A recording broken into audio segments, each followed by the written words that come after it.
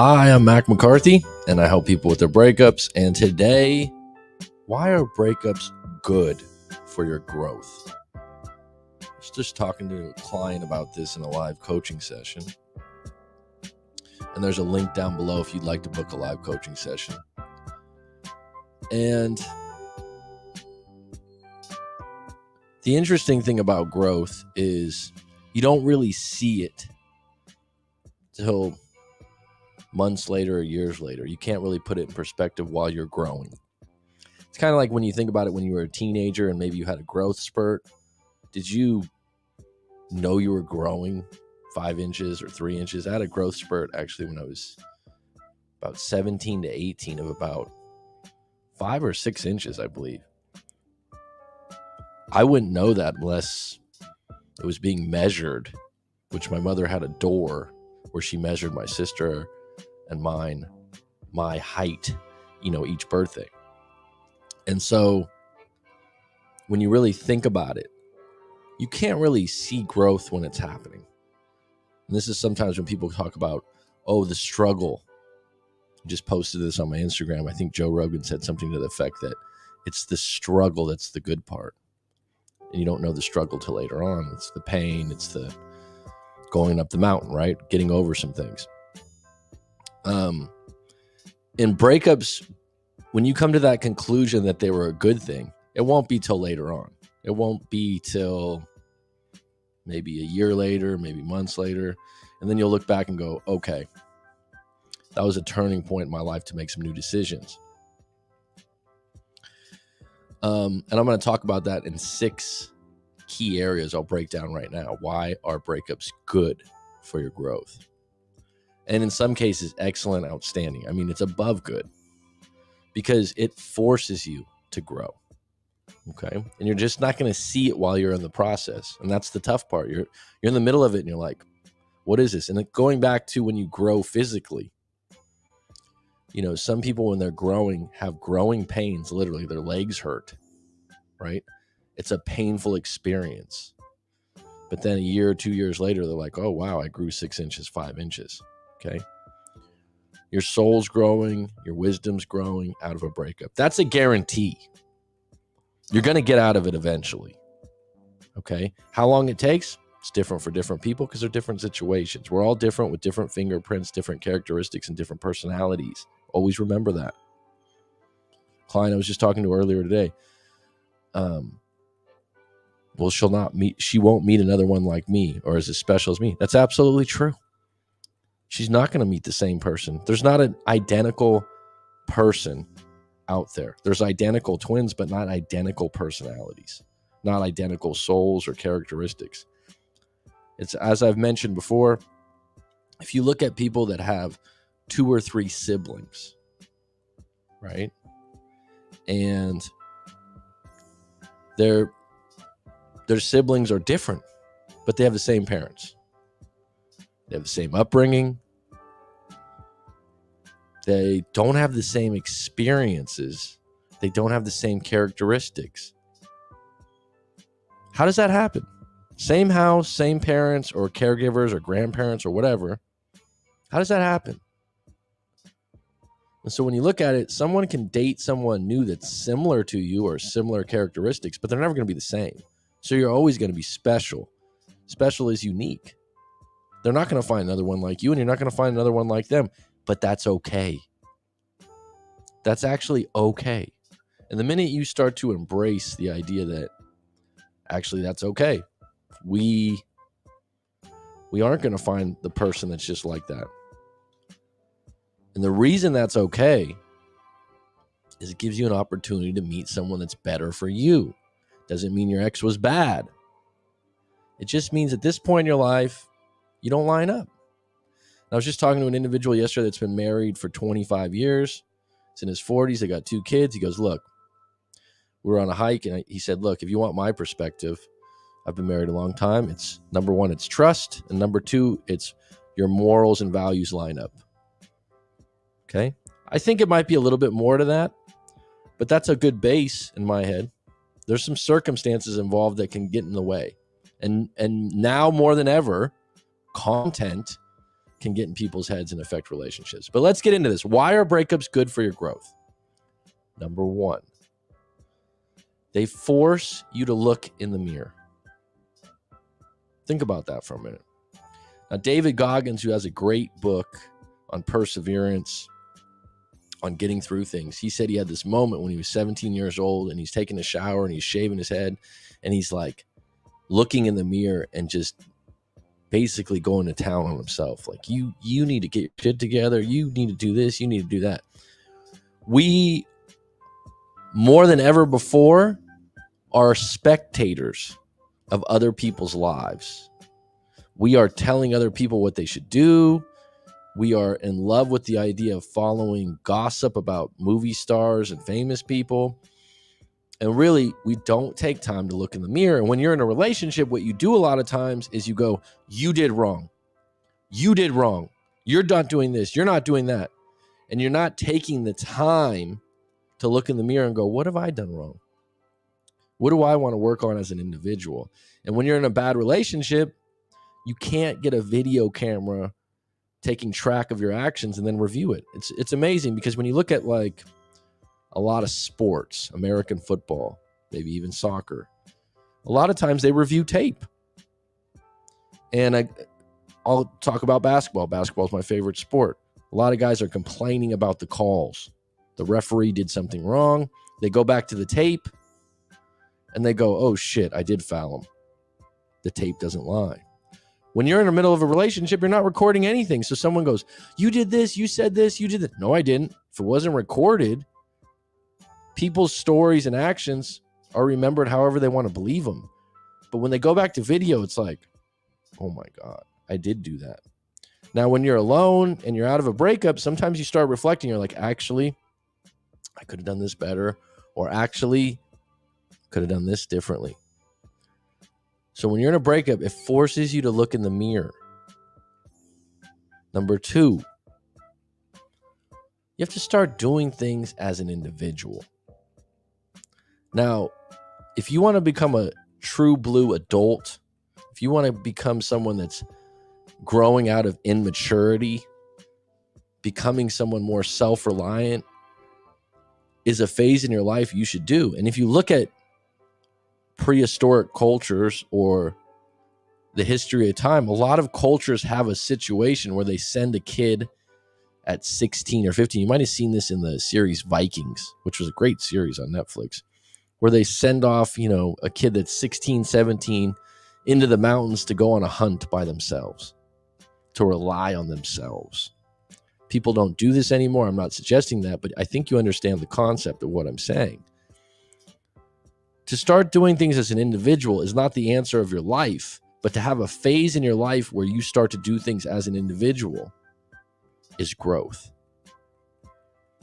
You start gaining confidence from that you don't need to rely on people such as your mom, such as your parents. Now, when you look at that, it's a big step in your life. It's a huge step in your life. It's probably one of the biggest steps in your life. And you're not going to overcome things in your life unless you've gone through them as an individual sometimes, because what human beings tend to do is they lean on other people when they can. It's absolute human nature to take advantage when you can. Now, that's not a bad thing. That's how human beings evolved. So they're in a relationship where they can take advantage of the other individual or have the other individual do things for them. They will. So number three, that leads me to, you can't lean on them to fix your weak spots. You're out of a breakup. You're looking in the mirror. You're an individual now. You have some weak spots. Maybe you're not good with money. Maybe you're not good with cleaning your home. Maybe you're not good with dealing with your problems and not having someone to talk about it. You have weak spots, okay? Maybe you have a drug or alcohol problem, but your partner helped you through that. They somehow were your crutch, your cane. And now that you're alone, you're thinking, what do I do? What do I do? Because you leaned on them. to fix those things. But the reality is you never really fix them unless you get to the bottom of it on your own, at your core. So, number 4, you no longer have to compromise or negotiate your future decisions based on what they want. This is actually a really big one, because you don't realize in your relationship that you are always, in some state or form, negotiating your future decisions based on their cooperation, negotiation, and what they want. Now, someone might be, well, my partner always wins. Okay, but they still have to consider you somewhat, right? So when you're alone, you're an individual, you're in a breakup, and it feels like you're all alone and it's never going to get better, you'll never meet someone like that, it's actually a good place to be, because you're no longer having to compromise or negotiate your future decisions. And everything you do in a serious relationship long term, whether you go to dinner and you say, what time do you want to go to dinner? Or someone says, I really want to go to Hawaii this year, but you want to go to Rome, Italy. You don't have the budget for both things. So you can start looking at your life as an individual and going, these are the things I really want to do. Okay. Number 5, you realize what it is you really want in a relationship that was lacking in this one. This is actually huge. And by the way, this was stated at 11:11 in Thailand, if anyone's into these angel numbers. You realize what it is you really want in a relationship that was lacking in this one. Now, you look back at your relationship, you might go, oh my God, they were so good. They were so beautiful. They were so wonderful. They had this, they had that, they had this. I'll never meet another one like this. But then if you start taking time to reflect, there's some things you really didn't like. That's why you broke up. It wasn't all your fault. And so when you start reflecting on that, you start realizing what you want in a future partner. Okay. When you realize what you really want in a future partner, a lot of growth, a lot of value in that, because a lot of times we're settling. We're opportunists. We met someone that was attractive. We let go of the fact that they smoked cigarettes, or they weren't polite, or they didn't make enough money. We sacrifice some things for them. But then when you break up, you go, I don't want to be in a relationship like that again, because I believe I can do better for me, a better match. And the better match, and the more that your values line up, the more successful your relationship will be. Number 6, and finally, if you do get back together with your ex, which I'm not suggesting as happening all the time, this is a bonus. But if you do get back with your ex, the breakup was actually an outstanding thing, because you proved that when you had reflection, when you were an individual, you still miss them. You still had feelings for them. There's a lot of value in missing each other, and also coming to the conclusion that maybe you were being petty. Maybe some of the things that you were really upset about, like leaving the toilet seat up, or leaving their laundry out, it's not as big a deal anymore. It's something that you can deal with now, right? And the same thing really happens with when people lose a loved one. If you lose a family member, do you forgive them for anything they did to you in the past? I know in my own life, when you reflect and you lose a family member, anything that you had that you were unhappy with them, I would hope you let go of. And in a breakup, if the things are small enough or not that important, over 3 months, 4 months, and maybe you get back together or maybe you don't, but if you do get back together, how much power is in the idea of what it's like to be without them? Because here's the thing, I don't care how good your relationship is. Okay. You can tell me, oh my God, we are the greatest thing since sliced bread. We are meant to be. We were soulmates, Mac. Okay, I'm with you. At some point in that relationship, people have a thought. They have an honest thought of what would it be like to be single, or what would it be like to be single and date that woman I work with. It flashes through your head. You're not going to tell your partner that. You're not going to tell your friends that, or you might, but you think to yourself, what would it like to be single again? When you break up, here it is. This is the feeling. You don't have to think about it anymore. Now you know. And you also can characterize, because some people go, if I was single again and I just had the freedom, I'd date so many women, or I'd date so many men, and I'd have this. When you're single again, you're an individual, you're looking in the mirror, you can go, oh shit, I actually really appreciate the relationship we had. Or you might go, oh my God, it's such a relief to get out of that relationship. I feel this weight off my shoulders. We were in this too long, and now you know. And so that's all growth. And that's how you really want to look at your relationship at some point. Maybe not the first month, second month when you're going through the loss or the attachment issues, but eventually you will find it as a place of growth. All right, we do have the great Rob IS on deck. Rife, welcome. Roller Girl says his birthday is, hi Mac, everyone, Crystal, his birthday is today. We just broke up at 10 years together. He is a narcissist, lives with me on my couch, yells every day. Well, number one, happy birthday to the Grouch. We just broke up at 10 years together. Is he still on the couch, Roller Girl? And when you say just broke up, was it today? I've actually broken up twice. I've broken up once on my birthday. And I've actually broken up another time 4 days before my birthday. And another time in my life, 10 days before my birthday. Now, some people are, oh my God, that's so horrible. You know what? You can make a big deal out of it. But in hindsight, just like when you have a birthday party, which I've had great birthdays. I don't look back on them and sit back and relive them all over again. And you don't have to relive a bad birthday. Roller Girl, if you wanted to call in and talk about it today, I might be available to do that. I could send a link, and you could just use your voiceover. You don't have to use the camera. What if you get back with an ex, but he or she had various encounters with others?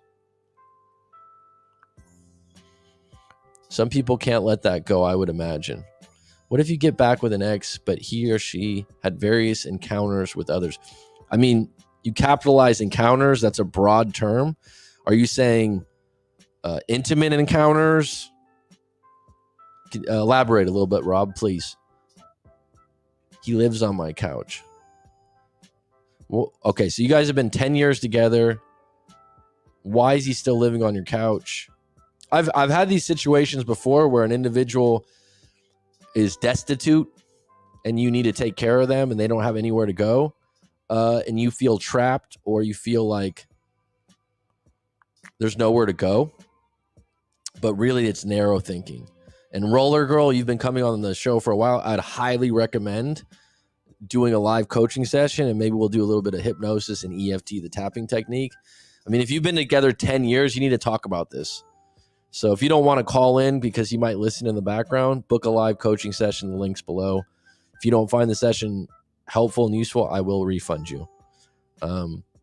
So you need to get to the bottom of this. Bottom line is the number one thing we're all doing when we're stuck is just narrow mind thinking. You're looking at things in a microscope and you're saying there's no other options, as if you couldn't kick them out or get them off the couch. It would be painful to do so. But have you ever went to someone and they have an alternative thought and you're like, wow, great idea. It's just the only reason you didn't think about that is you didn't want to deal with the pain of the alternative. Well, then let him live with another woman. If you're going to break up after 10 years, you don't need someone on the couch. So you need to accept that, and you need to go, okay, because what he's doing is he's testing you. He's daring you to break up with him. And if you say, oh, no, you can stay here as long as you want, what you're saying is you can take advantage of me, and it might not even be true. How many women are waiting in line to have someone sleep on their couch? Let him be someone else's problem. But 10 years is a long time. Have you ever heard of a Christmas Eve breakup? No, but I'm sure they're out there. I just don't recall one specifically. I know people, like I said, people will be like, "Oh, in 2 days before," like you can make something more dramatic, or you can make it less dramatic. Everything in your life has a volume to it, and you can turn it up or turn it down. And what people don't realize is your emotions, when they're turned up, can be turned down. But they don't think of it that way, because anything you can turn up, you can turn down. Anything that goes up can come down. Now, hypnosis does a good job of that. Talking to me in a live coaching session helps you out with that. But you really have to spend some time thinking about, how am I going to get growth from this? How am I going to look at this from a different angle? Okay. Now, I'll give you an example. Years back, and this sounds extremely simplistic to the people listening right now, but look at it this way. I remember this guy. Good guy. I think he was late 20s, early 30s, had a breakup. They had been together 3-4 years. And they had a situation where she was still in the lease. There was a deposit involved. She owed him a little bit of money. When I say a little bit, it wasn't maybe $1,500 US, $1,000. It wasn't overly significant. But he wanted her back in some ways. He was still feeling the pain. He had to move into his parents. He was a little bit broke from a business venture that went wrong. Right. And he's like, well, what, we're talking about in a live coaching session about the breakup, about different issues. And he's like, well, what do I do about the deposit?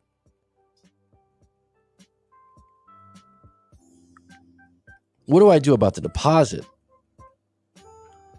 and the money that she owes me? I go, well, just be upfront about it and say, hey, look, your name's still on the lease. There's $1,500 that we need to split. Math is very simple when it comes to money. It's not an emotional thing. 2 + 2 is not emotional.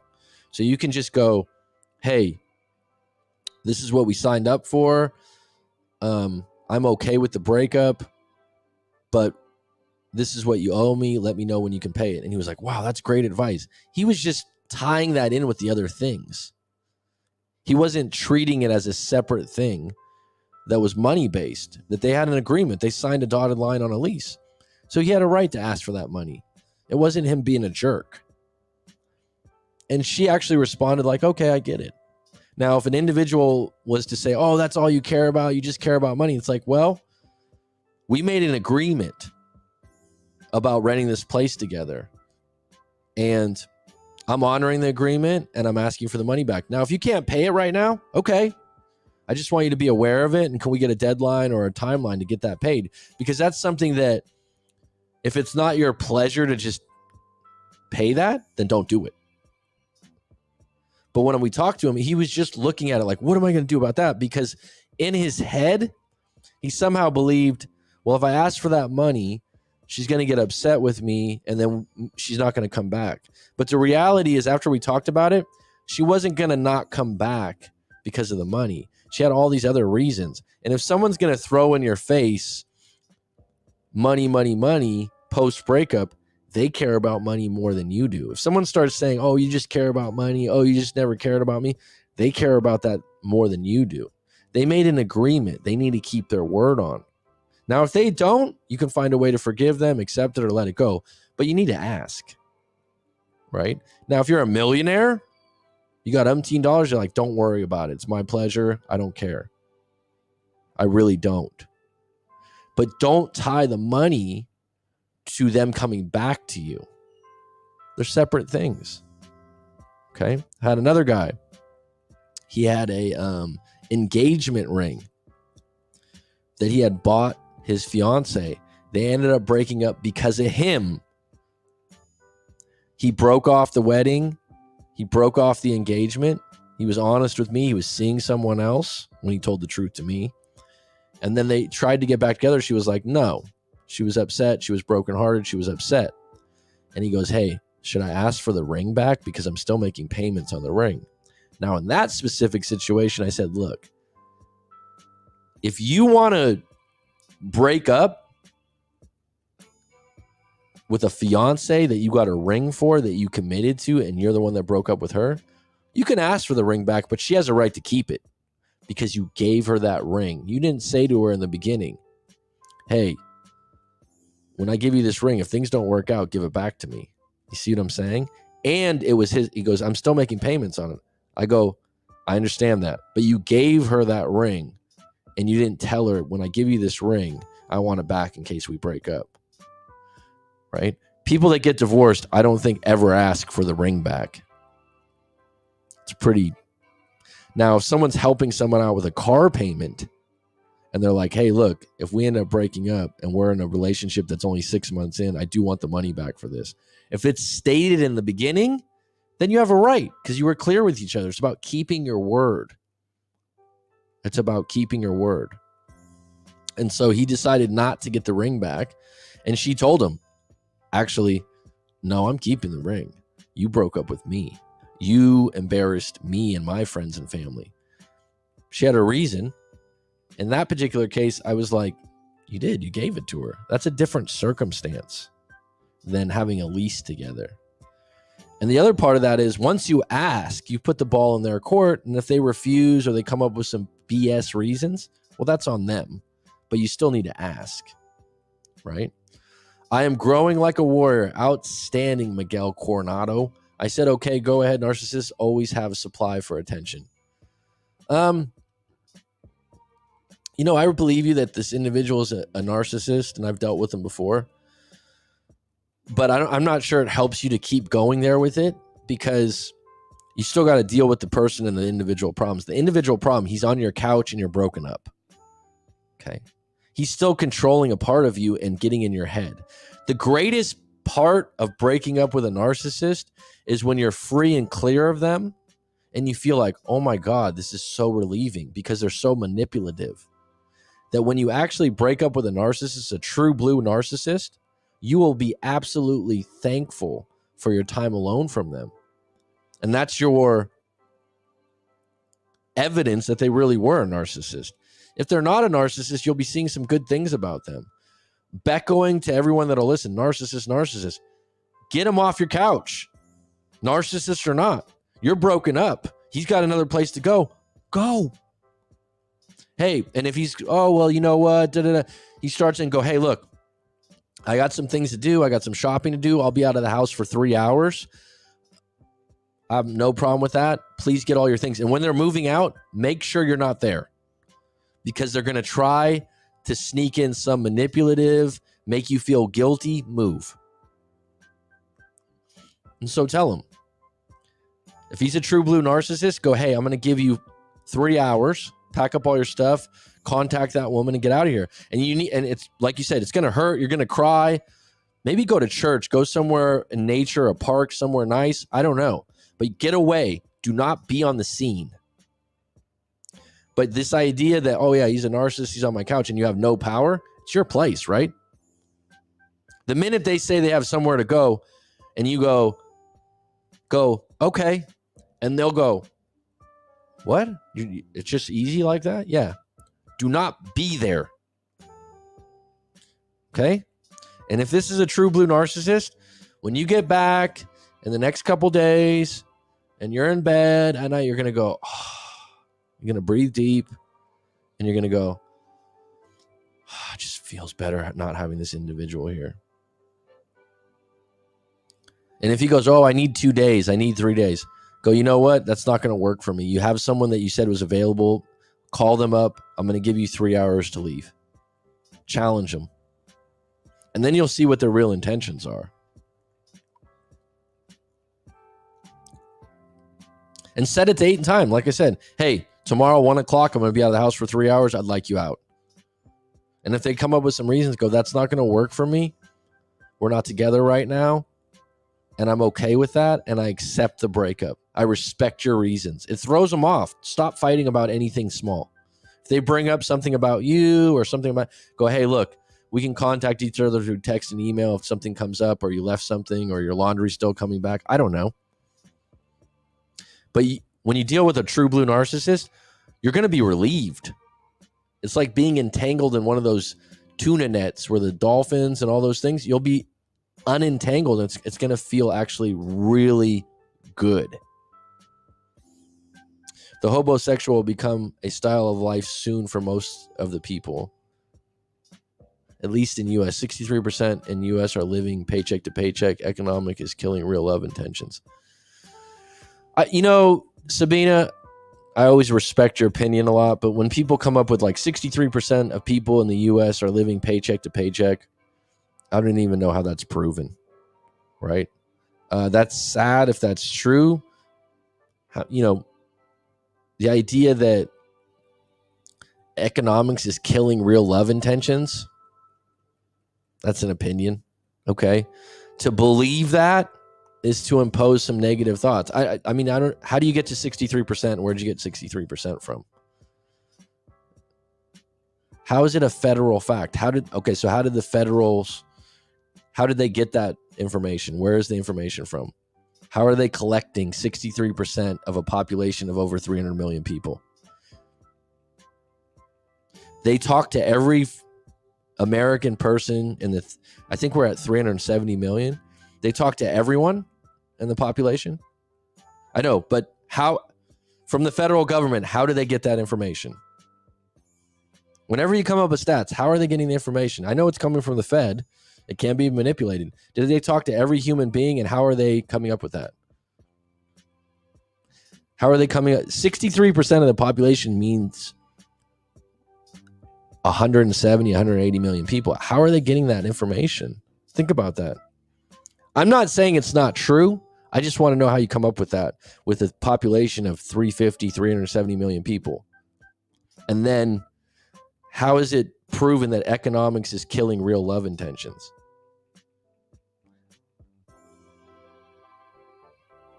The homosexual will become a life soon for most of the people.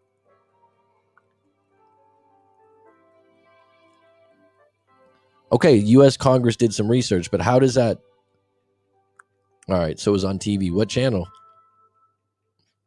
I said, okay, go. He said he will leave this week. He turned out the light instead. Okay, so he's not taking you seriously. So in that particular case, you might have to get a lawyer or law enforcement, and you might have to get tough and say, hey, look, this is my place. I'm on the lease, and I'm not going to play like this anymore. So you have to go. 1:00 tomorrow. You have time to set up. You have someone else's house to stay at. He's not taking you seriously. You might have to go to the police. Not to get him arrested, just to go, hey, I'm serious. Stop acting like you have no options. Right? A lot of people don't like the police, but... And Sabina, like I said, I respect you. I respect your opinion, but some of these stats from some of these TV stations that invoke these ideas, they're not...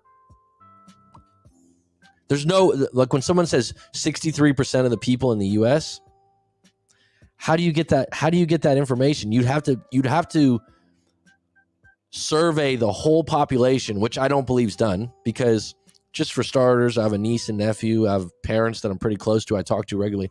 They haven't told me they were asked. They haven't told me that they were asked in the survey if they're paycheck to paycheck. So, or they haven't been asked if their love intentions are being killed. These are things that happen on TV where we go down a rabbit hole and we're like, oh, that's true. So this is true. So that's true. It's very hard to put a percentage on anything internationally or nationally when it comes to something like that. And someone would have to define what's paycheck to paycheck for you, right? They took bank info. They don't ask them. So let me just ask you this one question. If they went and took bank info from all these people, right? Stay with me. And like I said, Sabina, keep this in mind. I deeply respect you, so don't take it personal. Do some people keep money in cash and gold or hide money?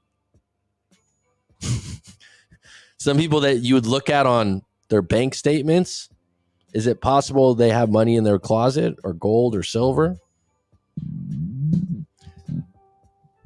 Someone that appears paycheck to paycheck but actually lives with a family member so they have no rent. There's all kind of variables to this. There's all kind of variables. And this is why when you see some kind of scare tactic online that doesn't apply to everyone, you got to look at the nuance to it. Thank you for understanding my point of view on that. All right. It just gets me because there's some other people on YouTube that go, 70% of men are depressed or something. It's like, where'd you get that one from? I just don't. I'm not saying that more people aren't depressed, but 70% is a big number. Internationally, no. In America, a study was done. What's the study about? Most people don't know what the study's about, right? It's like, well, they took bank account data. Anything else that you have from the study? You know what I mean? So a lot of these studies, they could be true. But it leaves a lot to be interpreted. A lot. Sometimes they use stratified surveys to subdivide the results within the same survey. All right, I believe you.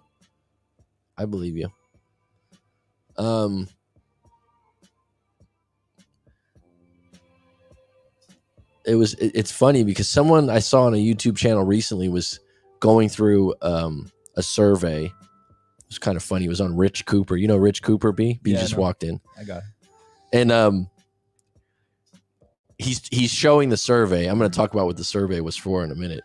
But he's like, and this is how they conducted the research. Skip that.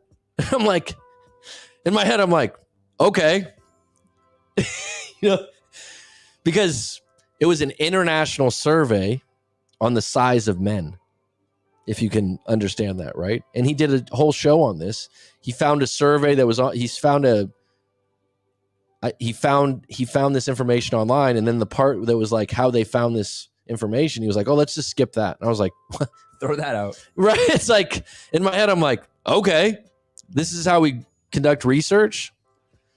And even statisticians that are really good with research, they'll always say, I don't know, this is what the data suggests, right? This is what the data suggests. And I believe you, like maybe the bank statements and data suggest that. But it's really interesting because some countries, if you went to their bank statements, a lot of people keep cash or assets in other parts of the world that aren't known or hide things. So I met Rich Cooper once. You've told me that a few times when I've mentioned his name. Anyway, still believe in a homosexual way of life. It's growing. Absolutely. There's more homeless people in America than I've seen before. In my visit, in my opinion, California specifically, true.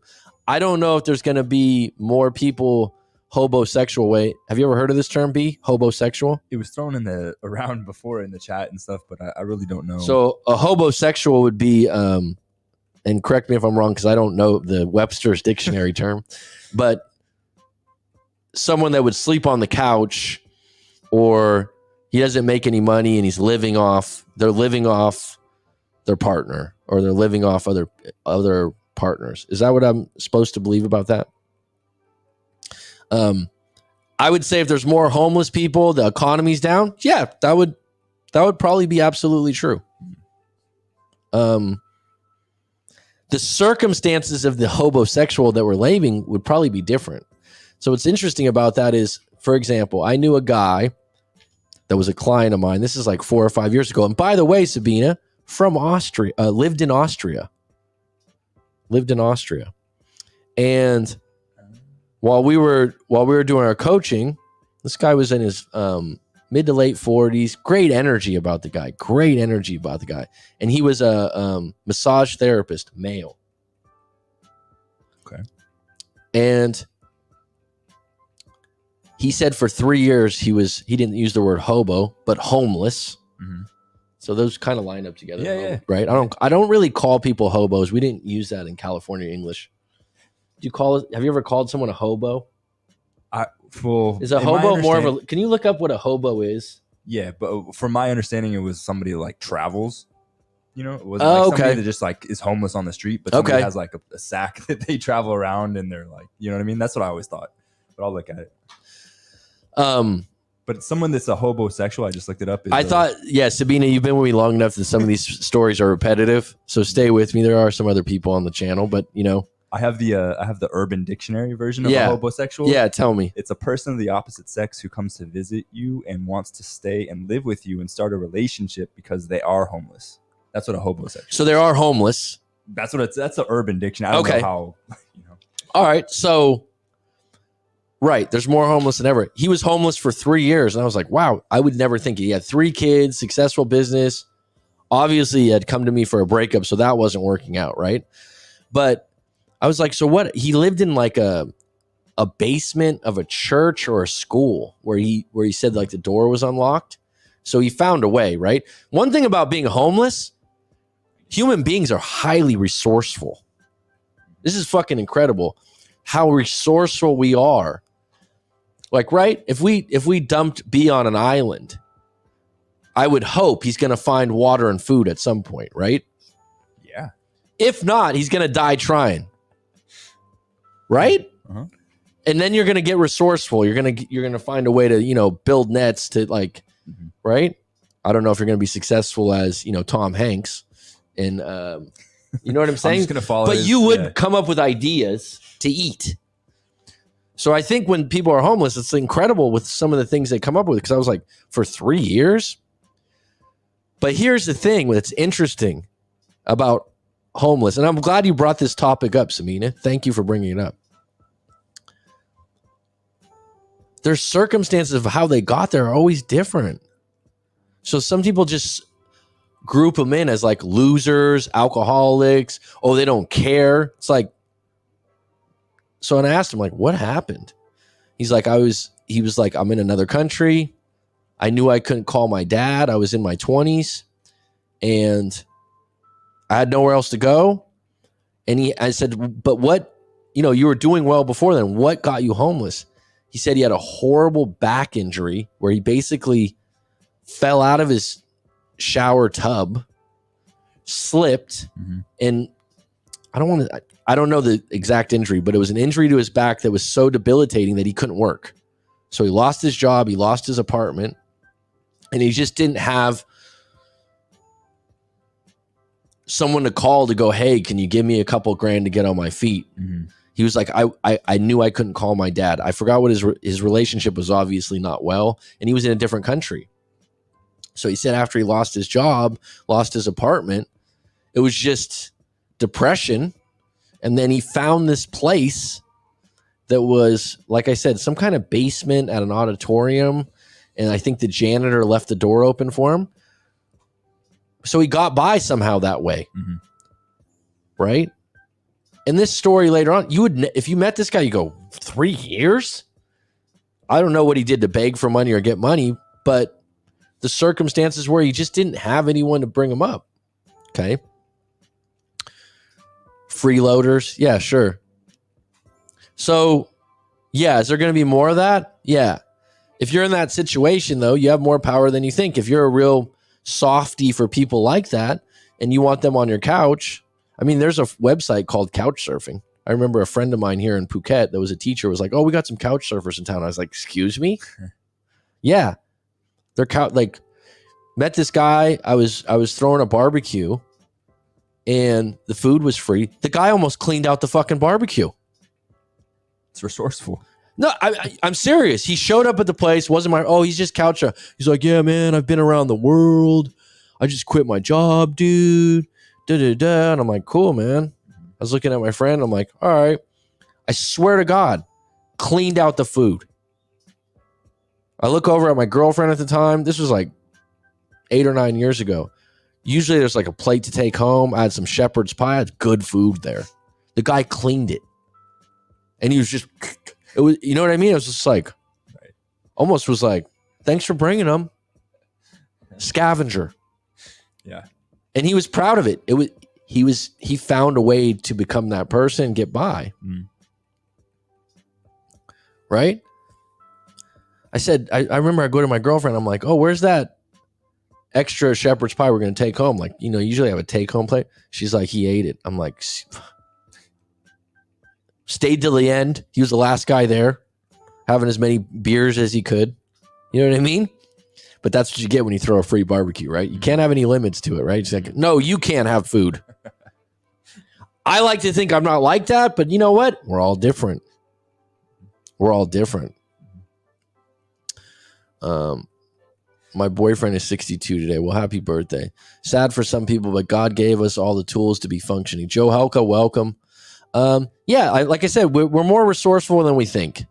And going back to why our breakups are good for your growth is because when you're in a breakup and you're sad and you're depressed and you're upset, it's time to get resourceful. It's like, what are my options here? And when you start opening up that part of your life and you start going, wait a minute, I'm going to look in the mirror. I'm going to think about my life as an individual. It may feel sad and lonely and upsetting, but at the same time, when you start to shift, you're like, oh shit, I don't have to negotiate everything I do now. Think about how many times you got to ask the other partner, hey, what do you think about this? What do you think about dinner? Now, the red pill people are out there, well, the man always rules. Okay. You still got to negotiate some things in the relationship, right? Yeah. Right? Yeah. So once you're single, some of those things aren't fun. Sometimes you are sacrificing something you really want to do for them. And then when you start to embrace being single, you're like, oh, that's nice. Yeah. I never liked going to their family's house for Christmas, or, this could be small things. Well, she always wanted to go to these kinds of trips and I didn't, but we put money into that. All right. It could be liberating. In my culture, we always help our family. Not. May I ask what your culture is, Joe Helka? What they have this saying, if I have something to eat, there must be more for you. Very cultural, because it definitely is in the States. It's like, don't touch my plate, man. Here it's like that. Here it is. Yeah. And it's changed me to share food and do those kinds of things. And it is cultural. That is cultural.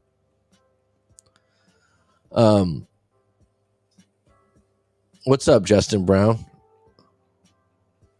Make sure they have a lock on their liquor cabinet. Then, if he eats the shepherd's pie, he'll likely consume all the whiskey. And it's one of those things I look back on and I go, you know what? It was a free barbecue. He has a right to do that. The friend brought this friend. I was just like, she was attracting these people through these couch sharing things that were just, It's interesting. Because she did it. Yeah, that's what she did. She couch surfed too. So, more power to you. Great life experience. Yeah. I've met other homeless people that said they chose that lifestyle, that they wanted to do that, which would shock some people, right? I've seen some, I don't know, like documentaries or something. It's like they interviewed people in Southern California that were like, oh, no, I wanted to be homeless and I moved here because of the weather. Right. Wow. So, yeah, nothing like a free barbecue. But now I'm finding more parents without a home cause their children don't want to help them, which is sad. This is people that raise their children and sacrifice for them. Yeah, that's a cultural thing here in Asia also, that your kids are supposed to take care of the parents, which isn't common in America. Not to speak to everyone, but I've seen that one, Rob IS, the mole people. It's interesting. Have you seen that? No. There's people? The NYX mole people that lived in the train tunnels. Mm-hmm. It's pretty sewers of Las Vegas. There's another one like that too, yeah. Mm-hmm. I mean, again, human beings are resourceful. What people don't realize is we've come into this world and we're following society's rules because it's all we know. Mm-hmm. Michael, what's up, buddy? Michael, 4-hour overnight layover in the airport. Perfect stream time. Well, I'll make it happen for you. You know what? Sometimes the stars line up, my friend. Sometimes they do line up. How's the love going? If I remember correctly, the last time you checked in, you told me you were in love and it was going great. Don't have to give all the details, but I would like to be updated a little bit. Isn't that crazy that someone can adapt to living in a sewer? Mm-hmm.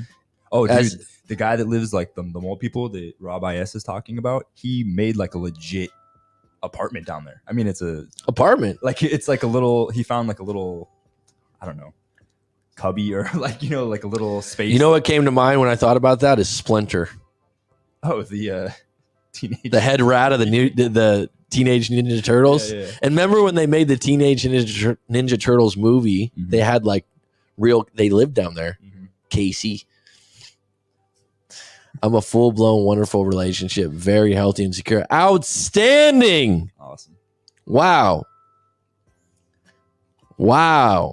That's great to hear, Michael. You deserve it. You're a good person. And, it was a pleasure to work with you during the bad breakup. And now you've come full circle, and enjoy it, man. Shine the light. Hitting a little 4-month long distance, but I can work remote, so could always go for extended visit whenever. That's important. I think that's. I was actually just talking to B about this yesterday. That talking to all the people that I talk to in different situations, finish line is there. Yeah. Mm-hmm. I've heard you say that once or twice. That actually distance, makes the heart grow fonder. The cliche statement, but. Some of the ideal relationships, like if you were able to see each other once or twice a week, your intimacy is going to be outstanding. So long distance can work as long as you can see each other at finish lines and have times to look forward to see each other. It can work. Absolutely. So if you were like, I can work from home, but we're going to see each other in 3 weeks or 4 months or 3 months. That's the key. Someone has to look forward to when it's going to end. Like during COVID, I had some LDR situations with clients, and it's like, the uncertainty of COVID just crushed finish lines, right?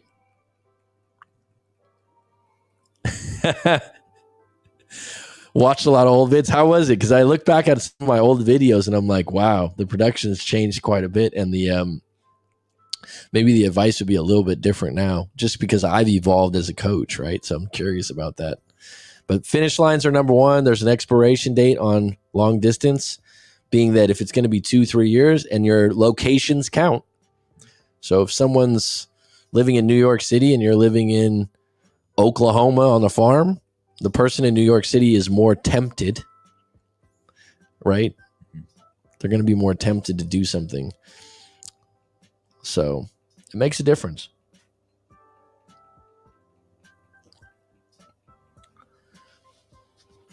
And I think just by... Hold on. We got Mike. Check it. Hello? Yeah, you're good. Just by joining the stream today, I would say your breakup was good for your growth, right? Because Michael, I think it was maybe 2 years ago, he came to me for his breakup, looking for answers, and we did live coaching, and we've talked since. But looking back, you look at that and you go, wow, what growth. Even though in Michael's situation, I think they didn't fully get back together, but they had an opportunity to get back together.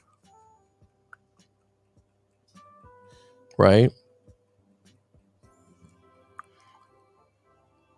Old videos are only without piano. Well, this won't be forever either. It's funny because B hates this background. He's like, this is cheesy, man. This is just temporary. It'll be changed again. I'm just using it for Yardstream right now because the house I'm staying at, the background, I'm not going to refit. It's temporary where I'm staying. So it kind of just alleviates. You know what it alleviates me is like having to set up some kind of staged background in a house that I'm not going to be at for a long time. So you know what? I don't know what you're talking about. I love the piano, man. Hands. Yeah. Piano hands. Yeah. All right. Let's get so just getting back to the original part of this show, why breakups are good for your growth. They force you to look in the mirror. You have to start doing things as an individual, which for a lot of young people is difficult. If you've lived with your family for a while and you got out of your family's house and you had a girlfriend for a long time, have you really started doing things as an individual any time in your life? It's a good stage. If you look at it, like I said, people used to have to go in the military. They used to have to, right? Or they had to do some kind of, like Mormons, they have to go on missions, right? They have to start relying on themselves. You can't, and I'm not telling you to be a Mormon, by the way. I'm just giving you examples, right? You can't lean on them to fix your weak spots. So this is why breakups are good. We all lean on when you're in a relationship, I don't care if you're the strongest person in the world, there's something you're probably leaning on them for. And that's okay. But then when you get out of the relationship, when you can't lean on them, you're like, okay, I got to learn how to do this. I got to learn how to deal with this. And it'll make you stronger and better. Yeah, you got to figure it out. Right? Mm-hmm. You no longer have to compromise, negotiate your future decisions based on what they want. A lot of times when you're in love, it's like, all right, no problem. Let's just do that. In the back of your head or in your gut, you're like, fuck, I don't want to do this. I really don't want to do this. Number 5, you realize what it is you really want in a relationship that was lacking in this one. This is solid gold. Well, they don't do this. They don't do this. Could you meet someone else that has that? Could you meet someone else? I don't like dating apps. Me too. Could you meet someone outside a dating app? Right? Like, stop the reasons of being stuck and trapped with what's the alternative? I have some options. I just don't like them. Let me look for more. You do it all the time in your life when you have a roadblock. For example, your favorite restaurant's closed. Have you ever had this happen? Something, and you were looking forward to that restaurant being open. Mm-hmm. You might have a date. You might be with your wife or your husband or what have you, and you're disappointed. You're like, damn. Yep. And you were thinking about that food earlier in the day. Have you ever had this happen? That's exactly it. Yeah. You crave it. Mm-hmm. Like, oh my God, I wanted that burrito. Like, that's the only thing you wanted and then you show up there, you're like, I didn't get the memo. But what do? You don't sit there and go, oh, there's nowhere else to eat. There's nowhere else to eat. Damn, let's call the manager. Let's get them to fix this. What do? All right. I don't know. There's 1,000 other restaurants in the world. Let me see which one's close and would be my second choice. Now, here's the crazy thing. Bad analogy for a breakup because everyone goes, well, I can't really do that when I'm broken up because there's not another girlfriend or boyfriend like that I can just pivot out to. But people do it sometimes. Yeah. But you do have alternative options than combing their social media, than claiming that you'll never meet them again. Your other options are, let me go for a run. Let me start planning my future. I don't know, but you have options. You have alternatives. Just like when that restaurant's closed, you go, where else can I eat? Yeah. And you might be disappointed. You're like, oh, I don't really want to eat at this other place, but I'll do it. Mm-hmm. Mm-hmm. It's kind of like when you're in a breakup. It's like, I don't really want to deal with this right now. I don't want to deal with missing them. I don't want to deal with a lonely night. I don't want to deal with no intimacy for the next 3 weeks or a month. Can you do it? You can. When you get into this, I can't. It's just being in the jail cell with no keys, but you have the keys in your pocket. And finally, if you do get back together, which is a possibility of all breakups, and I won't give you the percentages, even though people ask me that all the time. What do you think the percentage is? 50-50. Okay? Right? In most cases. Sometimes when I listen to it, I'm like, oh yeah, this will be back because that's their background. That's who they are. They always come back. But reality is, if you finally break up and see what it's like to be alone and not have each other, there's a lot of growth in that. Because a lot of times you're thinking, what would it be like if we broke up? There's sometimes in the best relationships in the world, I've had really good relationships, and I'll be honest, man, what would it be like to be single right now? I'm out with a friend. I see a hot chick. She smiles at me. I'm like, oh, if I was single. And then when you're single, the ironic thing is like, oh, I miss my ex-girlfriend. You need to feel what that feels like. Mm-hmm. Give us some California mountain house background. I don't know. I don't know what are you asking me that? Mountain house is actually a town. It's a town. Yeah. You were thinking that too? Yeah, I was like, wow, that's good knowledge. I don't think she meant it that way. Breakups are massive for growth, man. Feel way stronger and resilient after. Helps to be more secure in your relationship, knowing you can get through it if it ends and you're solid on your own. Yeah, and when I worked with you originally in a breakup, you were pretty reasonable and logical about it, but you were hurt. You were dissecting some things. Some of the things that you came up with, that how good my memory is, I can recite back some of the problems you had in your breakup. And knowing Michael, I think he wouldn't mind, but one of them was I remember he said he had to go to a funeral, like a family funeral, right? And this is where when you go back, they say you have life review when you die because people that have NDEs. Oh, it like runs. Yeah, you go back through your life and you look at all the things that you've hurt people and all the good things that you've done and all the feelings you've created. Yeah. And they have it in that cartoon movie too. I forgot what it's called, the movie, and they do life review in that movie. If you think about it, you do a breakup review, which is kind of what I do in a breakup coaching. You start going through the good things and the bad things, and you start to feel like that was actually a turning point. So he went to this family funeral, and his girlfriend at the time, who was cool with his family, Soul, thank you, bro. The great movie, outstanding movie. I don't really like cartoons that much or animation, but that one was really good. I don't know if I've seen it. So when you go through a coaching, this is a good thing to do. Like you're going back through that breakup, and if you're doing it right, it's not all their fault, right? But you see these little moments where you're like, wow, that was kind of a red flag, or that was telling. And I remember you saying this, like I said, funeral, family's all there, big deal, big moment. Someone in the family died, someone close to you, and she made a tantrum about something in her own life, not in front of everyone. Excuse me.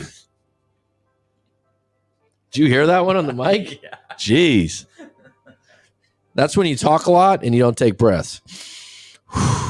So she threw some kind of private tantrum about something outside of the funeral. So she didn't do it publicly. But it's a time when you're like, just don't, not right now. Right? And when I say tantrum, I think, just making it about her. And he's kind of like, can you put this to the side for, like tonight? And his family members, I forgot which ones, were kind of like, yeah, what's up with that? Didn't do it publicly, if I'm correct, which is a big no-no. But still. Not a great time. No. Can we put that to the side for the moment? Like, I'm dealing with the loss of a family member and you're making some situation about you or something you're not happy about. Some people would call that narcissistic. I don't like using that term because it's a blanket term. It's just a problem. It's a narcissistic moment. It's just a problem. Calling her a narcissist would make it bigger and more weightful. I would just say that just shows that she's not emotionally mature to realize the moment isn't about her. And maybe when she's 30 or 35 and loses a couple people in her family, which I don't hope, she'll feel different. Yeah. It just makes me like I was just at a funeral event yesterday, and some kid I know, he's 18, he just lost his dad, and it was like, you just put everything to the side, man. You put everything to the side when it comes to a moment like that, and it's just telling. Now, that's not a reason to break up, but when you look back at your breakup, you're like, okay. It was a sign. I have some reasons that, things weren't perfect. And that was something that, even though I got that right, Neo I dodged it. How good is my memory, Michael? I should get tipped for how good that was 2 years ago you told me that. Right? Like I said, it's not, oh, you're going to break up on the spot. But when you look up at the breakup, you're like, you know what? That was kind of big. Right? Like I said, it wasn't public, but still. Hey, can you get yourself together for this moment right now? Like, I have but it could just be that she never lost a family member that close. People don't know what that's like until they have it happen. They kind of look at it like, oh, sorry to hear about that. I mean, even at this funeral yesterday, right? It was a funeral at a temple, or a Buddhist temple. It's kind of funny because I joke with a lot of people in the States, oh, I'm Buddhist. Have you been to like a real temple? Right. No, I read a book. Okay. And the funerals are different. So it's like 3 days, but I didn't know what to expect when I showed up. But there was some chanting, some prayers with the monks, but they also had food and drinks. And it was kind of awkward because right off the bat, some lady was like, did you want a beer? I'm like, no. Like, no, I'm okay. And these other groups of guys came and they were just drinking and kind of roosting on the free food and stuff. They didn't really go in for the chant. They were there for the after thing. And you know what? I've evolved because I went, oh, that's okay. a younger me would think, I'm better than that. Look at me. Right. I sat with the monks. Why are these guys just doing that? But really, that's okay. They showed up. Someone had to drink the whiskey and the beers because I wasn't. They were present. It's okay. And it is, I will say, it is different than like a Western funeral. You know what I mean? So yeah, it was ironic because the kid was half Thai and he's, I believe, half German. So he was asking me, what's a Christian funeral like? I'm like, well, they're different for different people. I grew up Catholic, but we have an open casket. And he was saying how much it cost, which was like, funerals in America are expensive. they can be, yeah. Yeah. And I was saying a casket could be like $3,000 or $4,000. My grandfather prepaid for his casket. Oh, himself? Okay. But I mean, getting off topic now. And I think what was good for Michael is when we had our talks, instead of being stuck on some things, when we talked, we kind of worked through them so that for Michael, I think it was like you needed clarity on why you're going in a certain direction. And it's just not going to show up right away. Like, you were hurt. You missed her. She was a good catch in a lot of ways. Like, I remember she had a lot of things going for her. She had a really good job. She had a good family. I think she was pretty well off, which it wasn't something you're looking for, but it helps. Right? Only so many tantrums should be tolerated. At a certain point, you know what you're going to get from these types of people. Yeah, it's one of those things that individuals that throw tantrums, which it could be men too, they just want to win. They just want attention and they want to make it about them, and it's childish. Immature, yeah. But in most cases, it's what worked when they were a kid. They got away with it. They got rewarded for it, is the word. So I've said this before, so if Sabina goes, oh yeah, I've heard this before, Mac, sorry. Years back, I was listening to a Tim Ferriss podcast, and where he interviews people, and he was interviewing Tony Robbins. And Tony Robbins if you ever see Tony Robbins in interviews, he basically switches the interview and dominates. So he's more of the interviewer. Like, people sometimes are answering questions and they're like this. He'll go, oh, wait a minute. Yeah. Let me ask you a question. Let me ask you a question. And then he just flips and the person's like, and he knows NLP, neuro linguistic programming. It's interesting because Tony Robbins has no degree, as far as I know. Look him up on Wikipedia. It's NLP, neuro linguistic programming. He also has a different name. He changed his name to a Hollywood name. His name's a totally different name. But he studied hypnotherapy, which is part of NLP. He knows how to control conversations. I'm not saying it's a negative. He takes over the interview. So Tim Ferriss is like asking him different questions. He goes, let me ask you, Tim. Who did you have to be for your father? Tim, you could feel Tim Ferriss all of a sudden go, not sure if I want to go there right now. Like, he kind of was stuck, put on the spot, and he goes, what I mean by that is, let me ask you this. Who did you have to be to get your father's attention when you were a kid? Like, he framed it that way. I could have got the words wrong a little bit. And I thought, that's a really good question.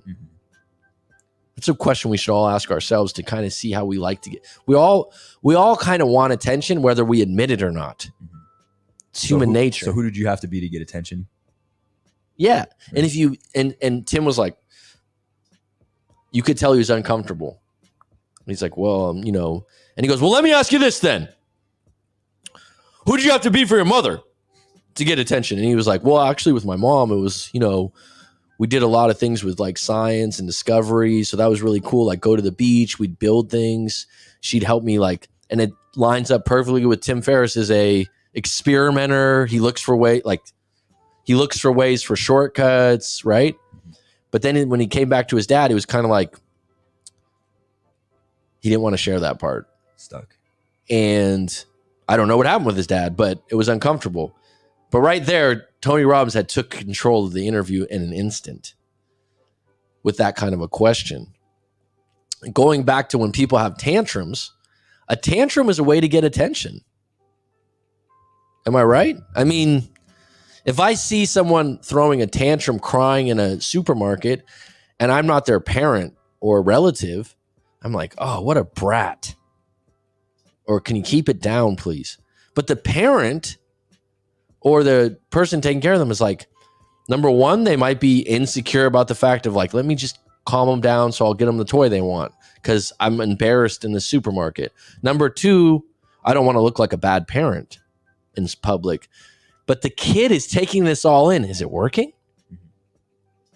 The real thing, like I was telling B before, and he was saying this, that he's witnessed this working, is they're in a trance. They're in a flow state. So when they're in that state, they're just focused on that. If you go, hey, do you want a piece of pizza? What? Hey, did you see the cowboy over there? What? You break the trance. You break the tantrum because they're like, they're focused on getting their toy or getting their way, and you brought up some other thing. Now, if you do this, it's an interesting thing because you'd think the person would flip out because they're like, you're not paying attention to me, da-da-da. But actually, their mind needs time to go, huh? B's laughing because he said like he's witnessed this, right? Mm-hmm. It's incredible. And they might come back to the tantrum, but it's not as strong. Does that make sense? Mm-hmm. It's not as strong, and because when they're in the tantrum and you're in rapport with them, you actually are playing a role in that. So if they feel like you're giving them attention for the tantrum, like I said, when I was a kid, I can't remember throwing a tantrum ever or crying ever because when I was a small kid, crying did not get rewarded. And I'm not saying I got beat. It just, you weren't going to get your attention or anything like that. My dad was a strong character that was like, could look at you and you go, okay, I'm not going to get what I want because I threw a tantrum. It just wasn't going to happen. Therefore, I just don't do it. And you also don't realize, even if you don't like your parents, you've taken on their characteristics in some way in dealing with certain problems and issues. And so when you look at attention, though, and like if anyone wants to be vulnerable right now, put it in the chat. Who did you need to be to get attention from your parent? Who did you need to get and it would be different for your mom and your dad, right? And actually, the interesting thing about that, it might be different for a special teacher that you had or a grandparent that you had that you spend a lot of time with. But that associates how you act when you get older. It was a great question by Tony Robbins. Great question. Really, the best therapists aren't PhDs or have 10 million books, Nobel Peace Prize. They just ask good questions and then hands off. Okay, another good question. Let me ask you this. And then if someone says, no, that's not correct, well, what's correct? Okay. Well, a tantrum also allows one to play the victim in some cases. So the victim, if when you were a younger person, I have a family member that I've talked about before, distant to me now, not in a bad way, I'm okay with. It's worked out very well for them. They've mastered being a victim, but it also pays off. This is where your resource comes. Like, what can I be good at? There's some payment in being a victim, right? Especially in America now where you can, you think about it, right? Mm-hmm. You can sue someone. You can, how does a hobo work? A hobosexual. I would think that it's a lot of making you feel sorry for them, right? And so there's some power in that. If they have enough people that give them what they want or need by them being a hobo, why would they change? Hence the reason why are breakups good for your growth, because now you're on your own and you got to figure it out. You got to figure it out. It's like, okay, shit, man. Maybe this person wasn't right for me. That's why you want to book a live coaching session, rightmac.com. Thank you. B's told me before I don't plug it enough. Plug it more. Avoiding issues, finding excuses for their actions. But really, if you think about it, individuals are always drawing in people in their environment to get what they want. Good people manipulate too, I think, Sabina. I think manipulation is just finding ways to get what you want. It's just when there's bad manipulation, right?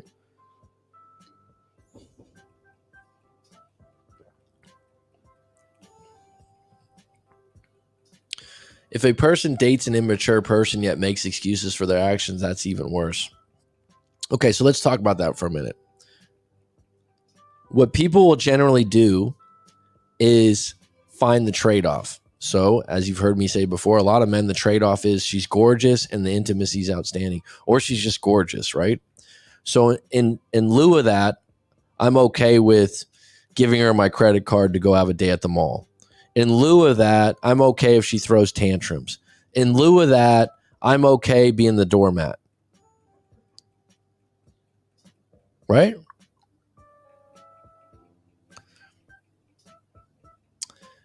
And who manipulate when they need power over a situation or you? Can you elaborate on that question, Sabina, please? Tony Robbins always controls the frame. That's what I mean. If you watch him in interviews, if someone tries to control the frame on him, he flips it.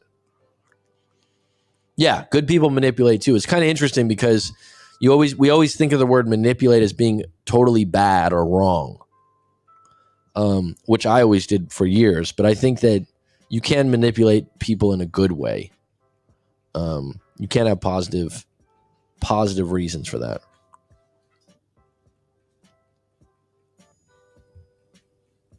I do have some stories on deck, and being that Michael said he had a 4-hour layover, maybe we'll make this a long one day. We have 13 on deck. If you guys want to make a donation to the chat, go ahead and do that. If you don't, that's okay. What is it called? Super chat? Yeah. B's been actually sleeping on my couch. It's kind of funny everyone brought this up today. So if you guys want to make a hobo donation. I joined that website and yours. Hobo, your couch surfing? up. Yeah, couch surfing. And you had an opening. So manipulation comes with power. I want to control over you, so I make some manipulate. I mean, if you look at it, little kids manipulate, right? You can't scream right now. No, I'm going to scream until you get my ice cream. You know what I mean? It's like, if you get the ice cream, guess what? The kid does it every time. All right, let's get into these breakup stories today. We got 13 on deck. Thank you kindly for the likes. Any issues you have, if you want to bring them up in the chat, anything with your relationships, any questions, I'll get to those in a moment. Maybe we'll have B flag those. But I'll talk about these stories. Please chime in whenever you want. If someone wanted to come on live today and talk, I'm open to that. I got a lot of juice. I'm feeling good, feeling great, feeling grand. How about you, B? I feel good. I'm ready to go. Wow, as the great James Brown once said. You're a big James Brown fan. You know what? I got away from him for a little while. You did have some CDs. I remember back in the day that you... CDs? Yeah, I remember, or maybe not CDs, but on your phone or something. You played in the car. Don't just make stuff up. I haven't even known you since CDs have existed. I'm gonna find one somewhere that you had. Yeah, I like to play some James. Who doesn't like It Feels Good by James Brown? Good. Like if I've ever had access to the stereo system at a bar or restaurant, they're like, hey, did you want to play something? You throw on some James Brown and everyone just goes, yeah. And you just start moving around. It's like, right? I don't know how good he was as an individual person or a human being. He's got some crazy interviews. I've seen some ones where he's loaded. But his music, I mean, he's electric, man. Talk about someone transferring energy, man. Oh my God, yeah. Yes, you can actually tap in live. What's the topic?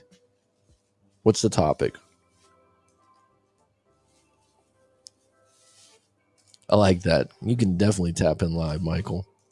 Have you ever heard, since you've worked with me, have you heard Michael come on before? No. He's an old soul, man.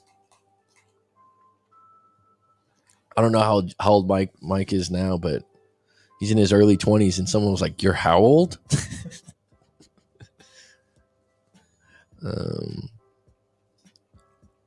Coworkers.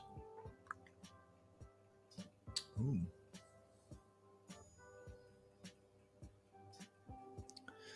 Coworkers of girlfriends. I had to read that twice because I'm like, what do you mean by that? So you're saying that The people that work with your girlfriend?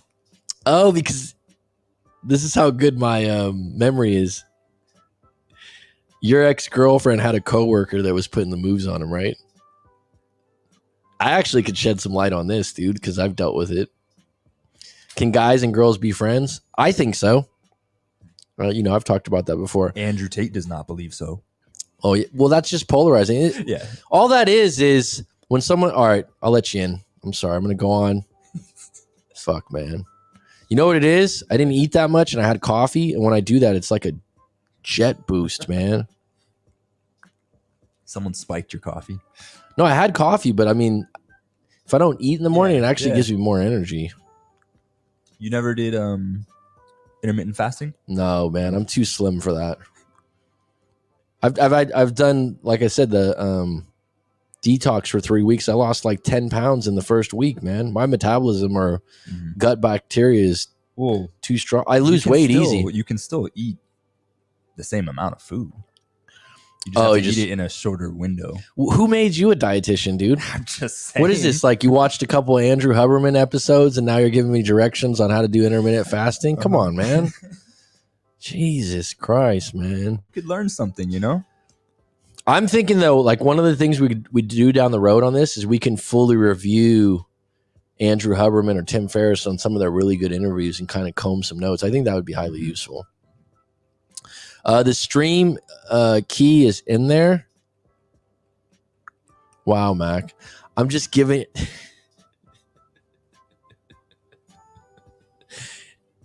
That's how you joke around. That's how I joke around with friends. So if you took that as like, I won't give up. Don't worry. Don't play the victim, B. Man. Don't be the victim in this situation. Man. Come on, man. Mac's so mean.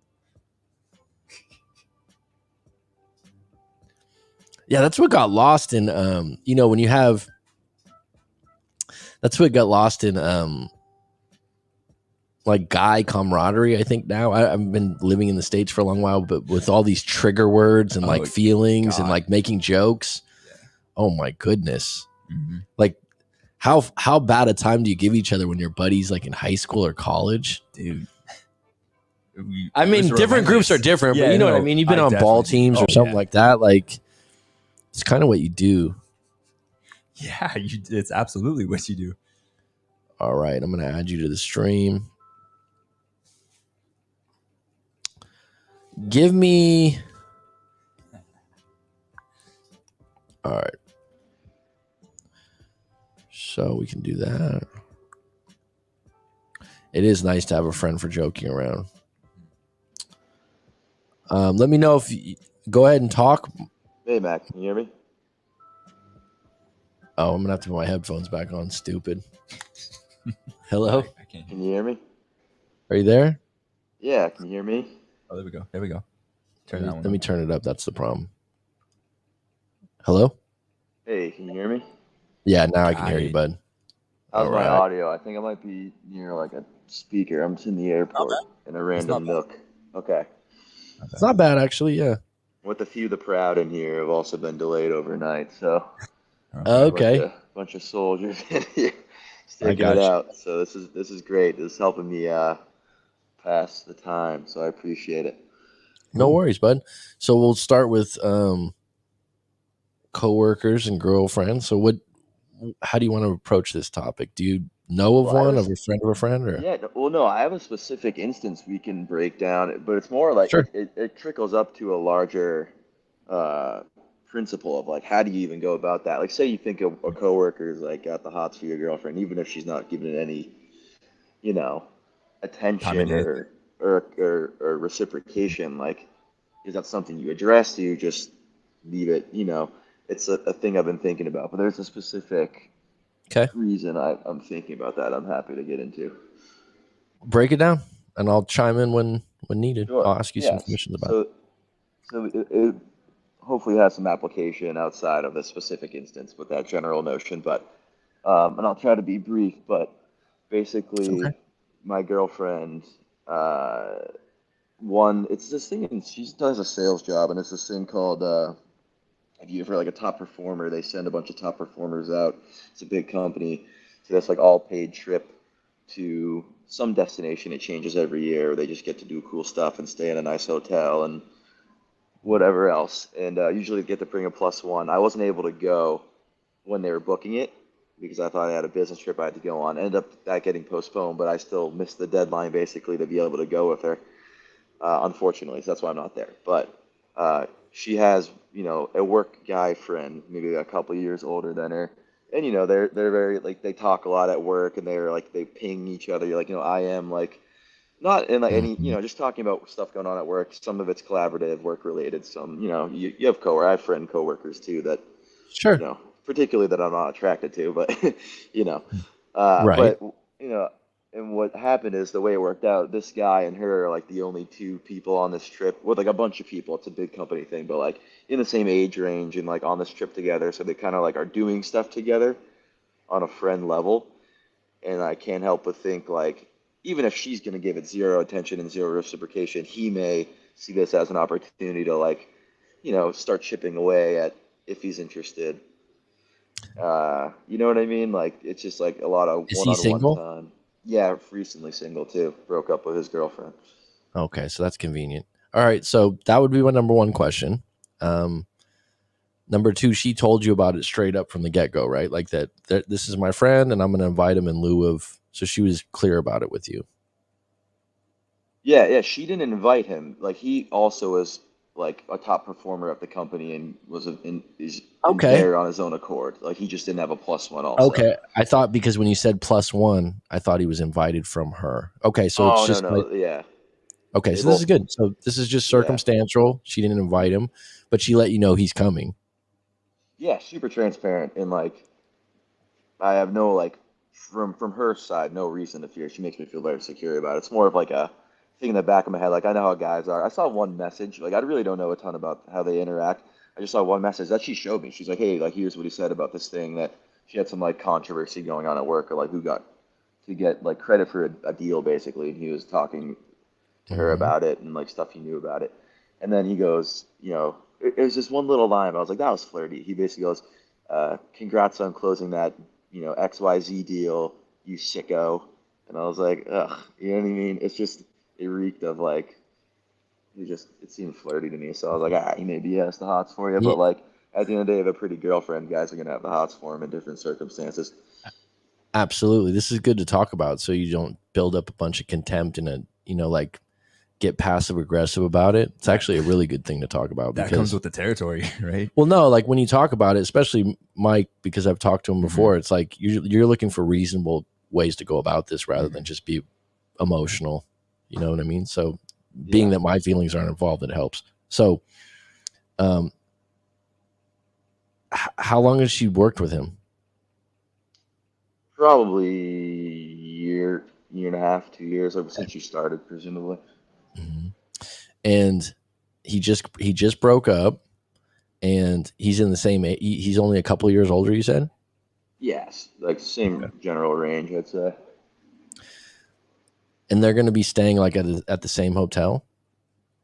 Is that Yeah, the kind? Okay, I got you. Then you should and like and be. doing like excursions and stuff. Like they're going like, but I think with other people as well. Probably it's like I think there's like a big sign up sheet, right? And then people can like do X, Y, and Z. So it's like a bunch of people from the company, but they're doing all the stuff in tandem. And she's told me all about it. She's like FaceTiming me on the trip. Like it's nothing from her end that makes me like think at all. It's more like maybe if she's even like naive to it, but and maybe not that it's happening at all. I don't know, but is Well, it there actually, a situation where he's, correct me if I'm wrong. It kind of happened to you before in a different way yeah, with that guy that took your ex out to dinner or whatever. yeah, I a guy remember she that met story. like See, through remember work, my not memory? necessarily like a direct Crazy, coworker. V. Yeah, it's Crazy. It just pretty pops up impressive. in my head right away. I'm Right. like, I remember this Yeah, happened to you before in a different way, yeah, but it proved was like a your person met. It was like a client basically met through work, right? So it was a but little. proved It your wasn't like point. they were working next to each other every day, but similar thing. Yeah. But what came up in my head right before you said it was like, I know guys too, Hmm. right? It's like, we're all different kinds of guys, but like if your girlfriend's attractive and good looking, which I'm assuming, yeah, you know what I mean? It's like, yeah, dude, Yeah. yeah, you want to be friends, but now you're single again and you work together. Opportunistic situation. You don't want to overreact to it, but just be clear with her before she leaves don't put yourself in any situation where you guys are drinking or something like that late at night where you might make a mistake. I'm not going to get into details about that. I trust you, but just, be careful because Yeah, there's a lot of so she's regrets when you actually do there something wrong. now, and I basically did that. Like I was just like, hey, it's like this guy. I'll call him Kevin, right? Is Kevin Yeah.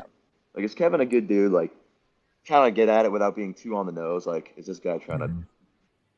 hook up with you? You know what I mean? Like, and she's like, oh, like no, like he doesn't seem like that. We're coworkers, and she's like, I would never do anything to like disrespect the relationship, whether you're in the room or not. Like, she's like, I think I have a decent intuition with all my experience, and like I very much do feel confident with her and how and where she comes from and her experiences, and she's a very loyal person. I can tell in a lot of Good. different ways the way she treats her family and friends, and I genuinely like in my heart of hearts like sometimes you want to tell yourself one thing, but your real intuition and like your third eye kind of you have the Hmm. truth in the back of your own head, and I do genuinely feel like I have nothing to worry about with her. It's more like will she be in situations where it's just uncomfortable and this guy,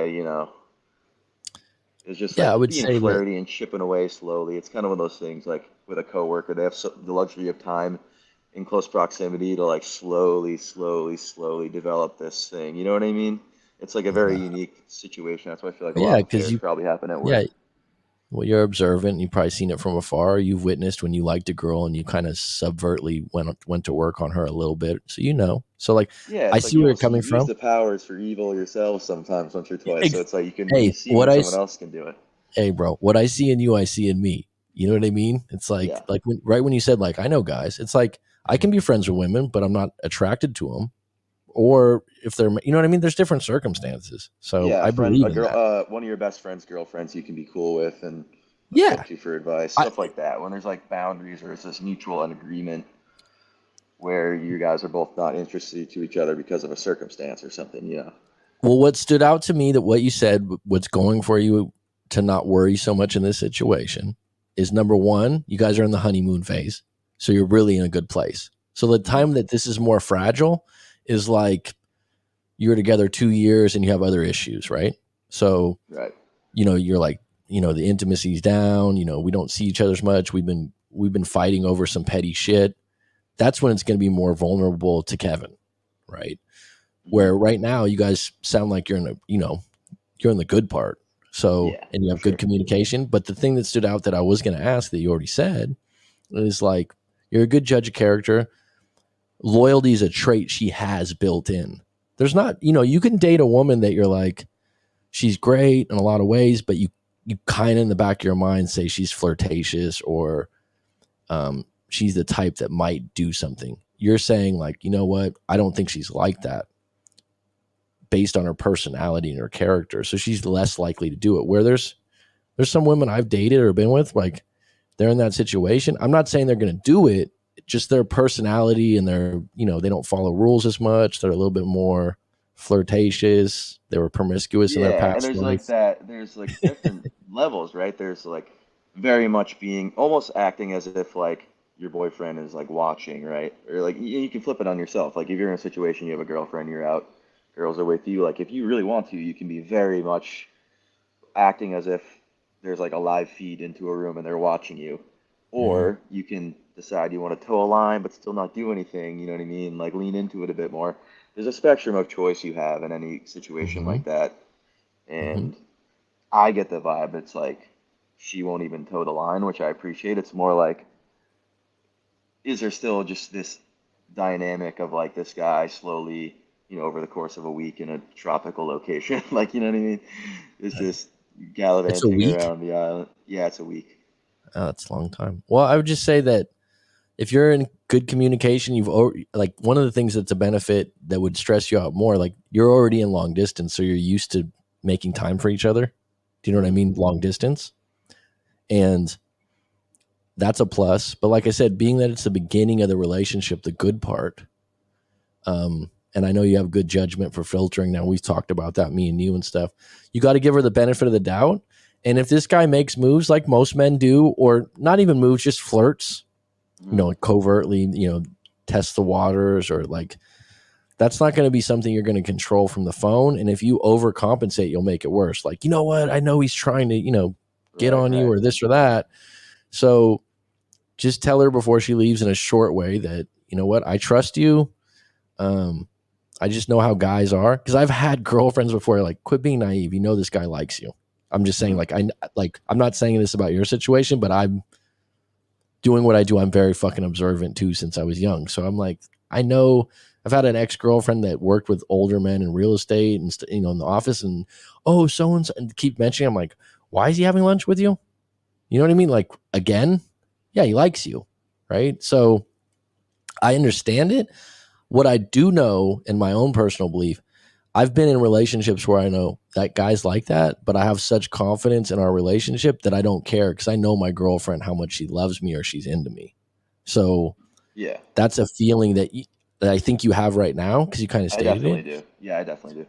Do you know what I'm saying? Like, to me, there's a point where you maybe even saw it with your ex from before, where it would have been a fragile time and this would have been more uncomfortable. Mm. You know what I'm saying? So right now, you got to give her the benefit of the doubt, keep the communication going while she's there for the week, which you guys already do. And then if something comes up, you can be like, just make yourself aware, hon. Like, if you guys are having drinks or something, to like, had a couple, go, and then don't make a big deal out of it. But you have a total right to be like, what'd he say? Yeah. You know what I mean? Like, because the other part of that, sometimes women like attention, right? Men do too, but you know what I mean.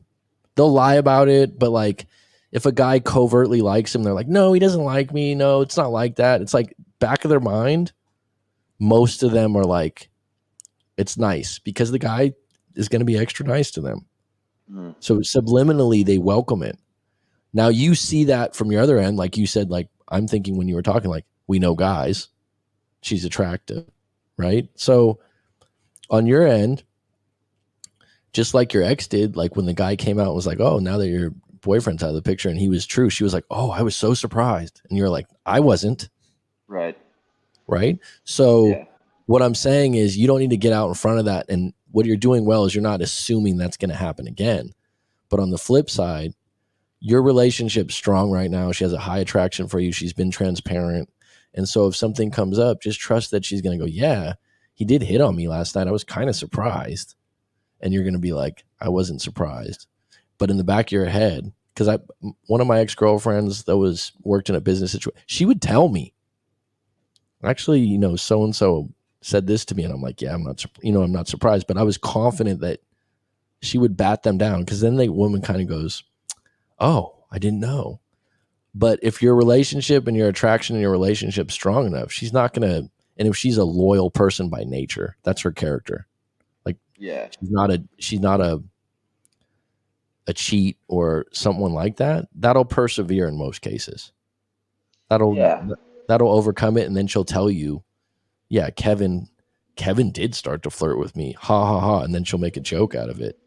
And you'll be Yeah. like, And it's well, like when you react to that, you have to be like pretty, calm and stay in your own frame and be like, oh yeah, could have told you that one, but not be like, what'd he say? What'd he do? You know what I mean? Like, there's you could definitely also, ways to go about it. yeah, you can also just be neutral and be like, yeah, I told, like, I thought so myself. This is what men do. You're a good looking woman, hon. But like, if she's really into you, and this is where the term hypergamy comes in, where like, you're the best she can do, or she feels like she's got a really good catch, she's not going to sacrifice that if that's part of her morals and values already, which you seem to feel it are. And you said before, like, you guys have a strong connection. It sounds like you're overcoming long distance. You're making it work, right? So Yeah. this is another long distance situation, but I understand where your question's coming from, like how to deal with this. Are they going to be working together long term? Because that's going to be like, is that a long term job for her? Yeah. So you're going to Then have to again, deal like with I this. have no idea, I have no idea actually what their dynamic is like. I've seen one little message, like it could have just been like this guy in all possibility or all likelihood could be not interested or just like out doing his own thing. Because she even told me when they left, so she's been there for like a few days now, and she told me like when they left that she was telling him like him all about me and like how happy she is and stuff. Like, so if you're telling a guy that, you're probably not gonna like try to give off a hint like, so here you go, like door's halfway open, like start flirting with me. Like she Well, She's Well, the thing confident enough is, to like be I said, very transparent. when you're at your pace right now, where you're right to see all the moving parts. Like he just broke up with his girlfriend. I'm with you. You know what I mean? Like there's some kind of door open here, but really, when you're at your best and you know that you guys are really clicking and you're really doing well and you really line up together, then you should have confidence in her telling you if he did try to make a move. And there might be some little flirting there, but don't get caught up in that shit. Yeah. I mean, you know what I mean? I think it's harmless. She seems, if she's with you, she probably has a sense of humor and likes to joke around a little bit. And if he wants to play guy friend for the week, fine. It's fine. But, Yeah. when you're on the call, she probably is like, hold on, it's Mike. You're first. Yeah. It's only that the only way I would see this being a big problem, like I said, if your relationship was already fragmented or hurt, if that you know what I mean? Like you know that. You're like, we're not doing well. This is not a good time for Kevin to go on the trip with her. But right now you're doing great. Yes. And she's told you, dude. So Yeah. you putting that trust in her, and like I said, I have this intuition that if he did do something, she would tell you and kind of laugh about it. You know what I mean? Because he's not going to win right now. And also have confidence, like, I don't know you that well, but you got your shit together, dude. You're a good catch. Yeah. You're not like, you know what I mean? Like you don't have to worry about like, oh, this guy's so much better than me.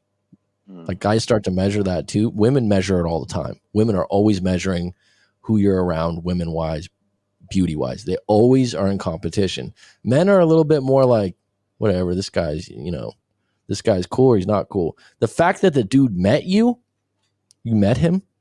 No, I have not. Oh, okay. Because to me, like when you meet a guy too, like the fact that he knows that and all that stuff, it's two different things too. Like, does he really want to start something with someone he works with? I just don't think it's gonna.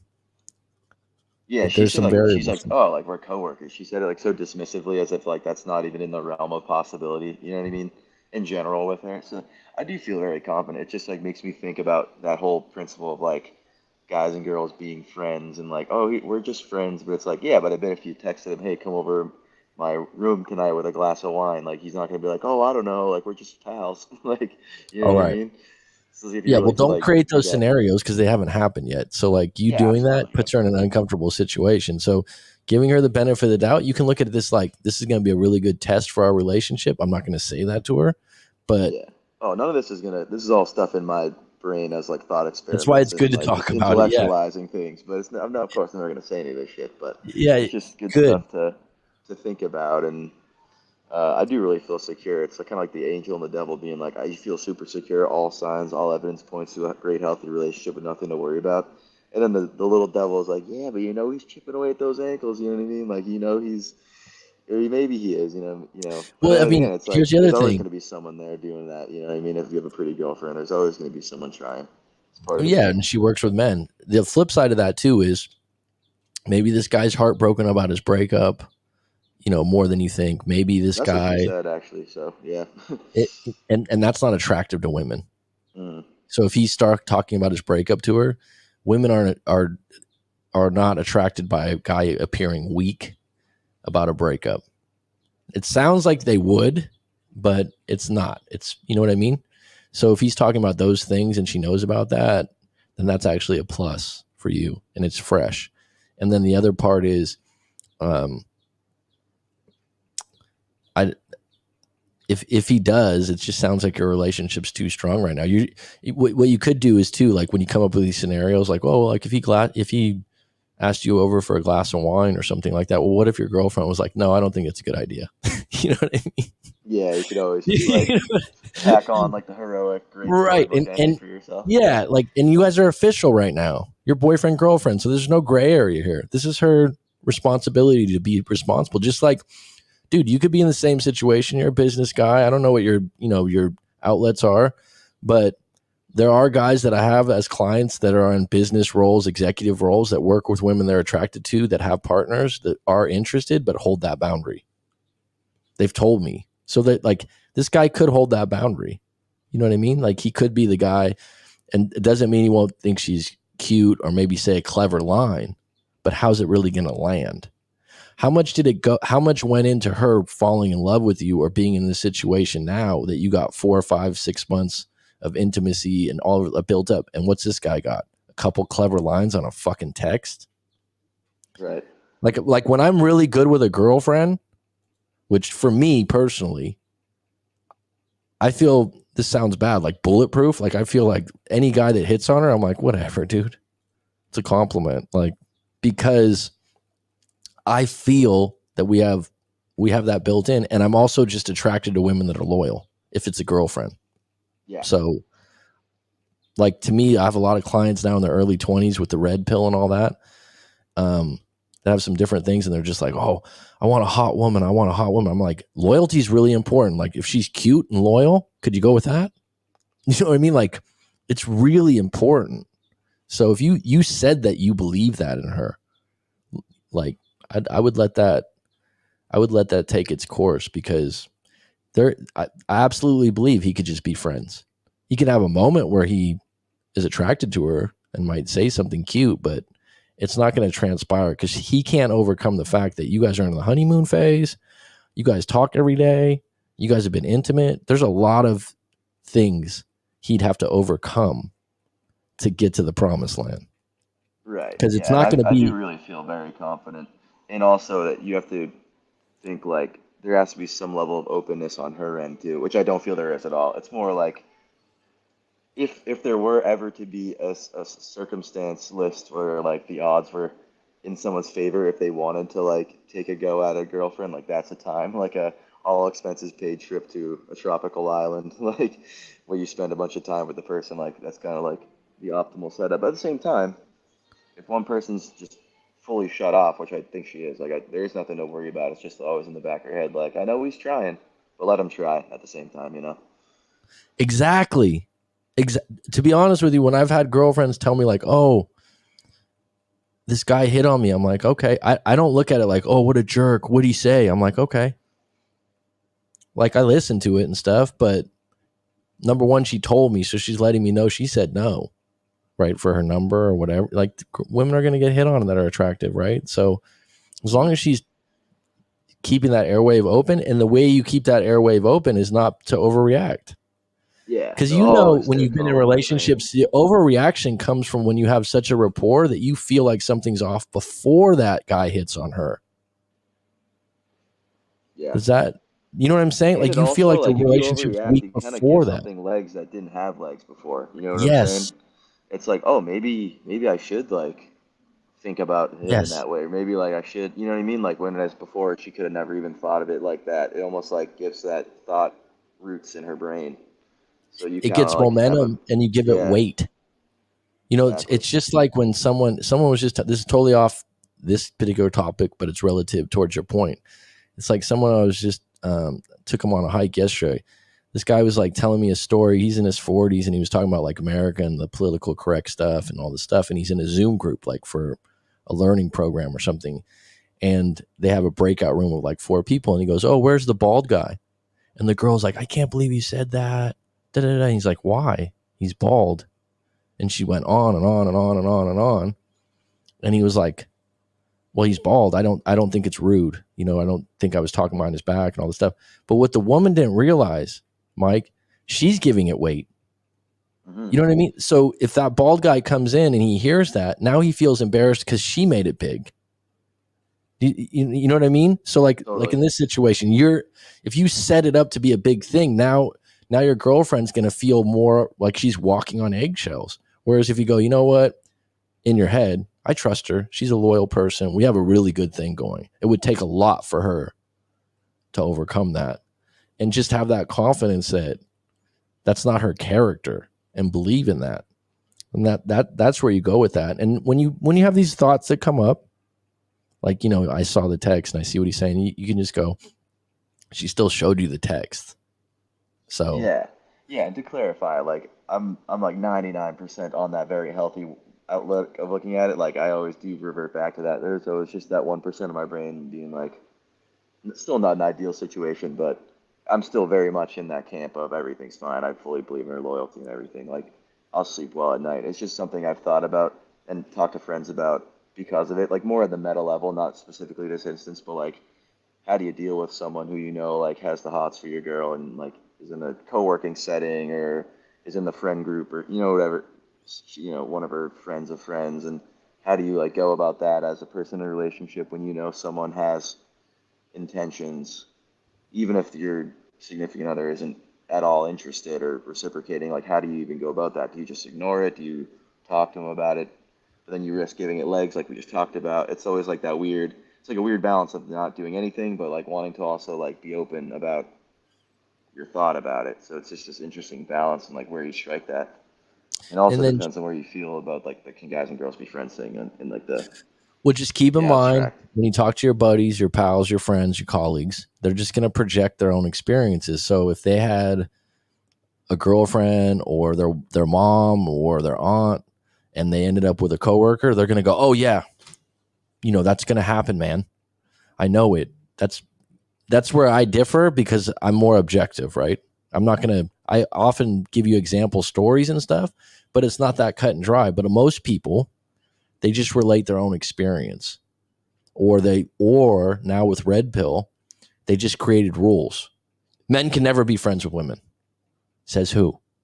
Well, that's just how it is. It's like that. It's a lie to you. You know what I mean? Like personally, I can be friends with women. I could also be attracted to them. I could also change my mind and be attracted to a woman that's a friend. I'm allowed to do that. I don't want to live by some rule that women can't be friends with men. Now, if someone else says it's not true, I'm like, that's good for you. That's your reality. That has to do with your life experience. Some guy that's a military guy that hangs out with all men might feel that way. I don't know. It depends on his background.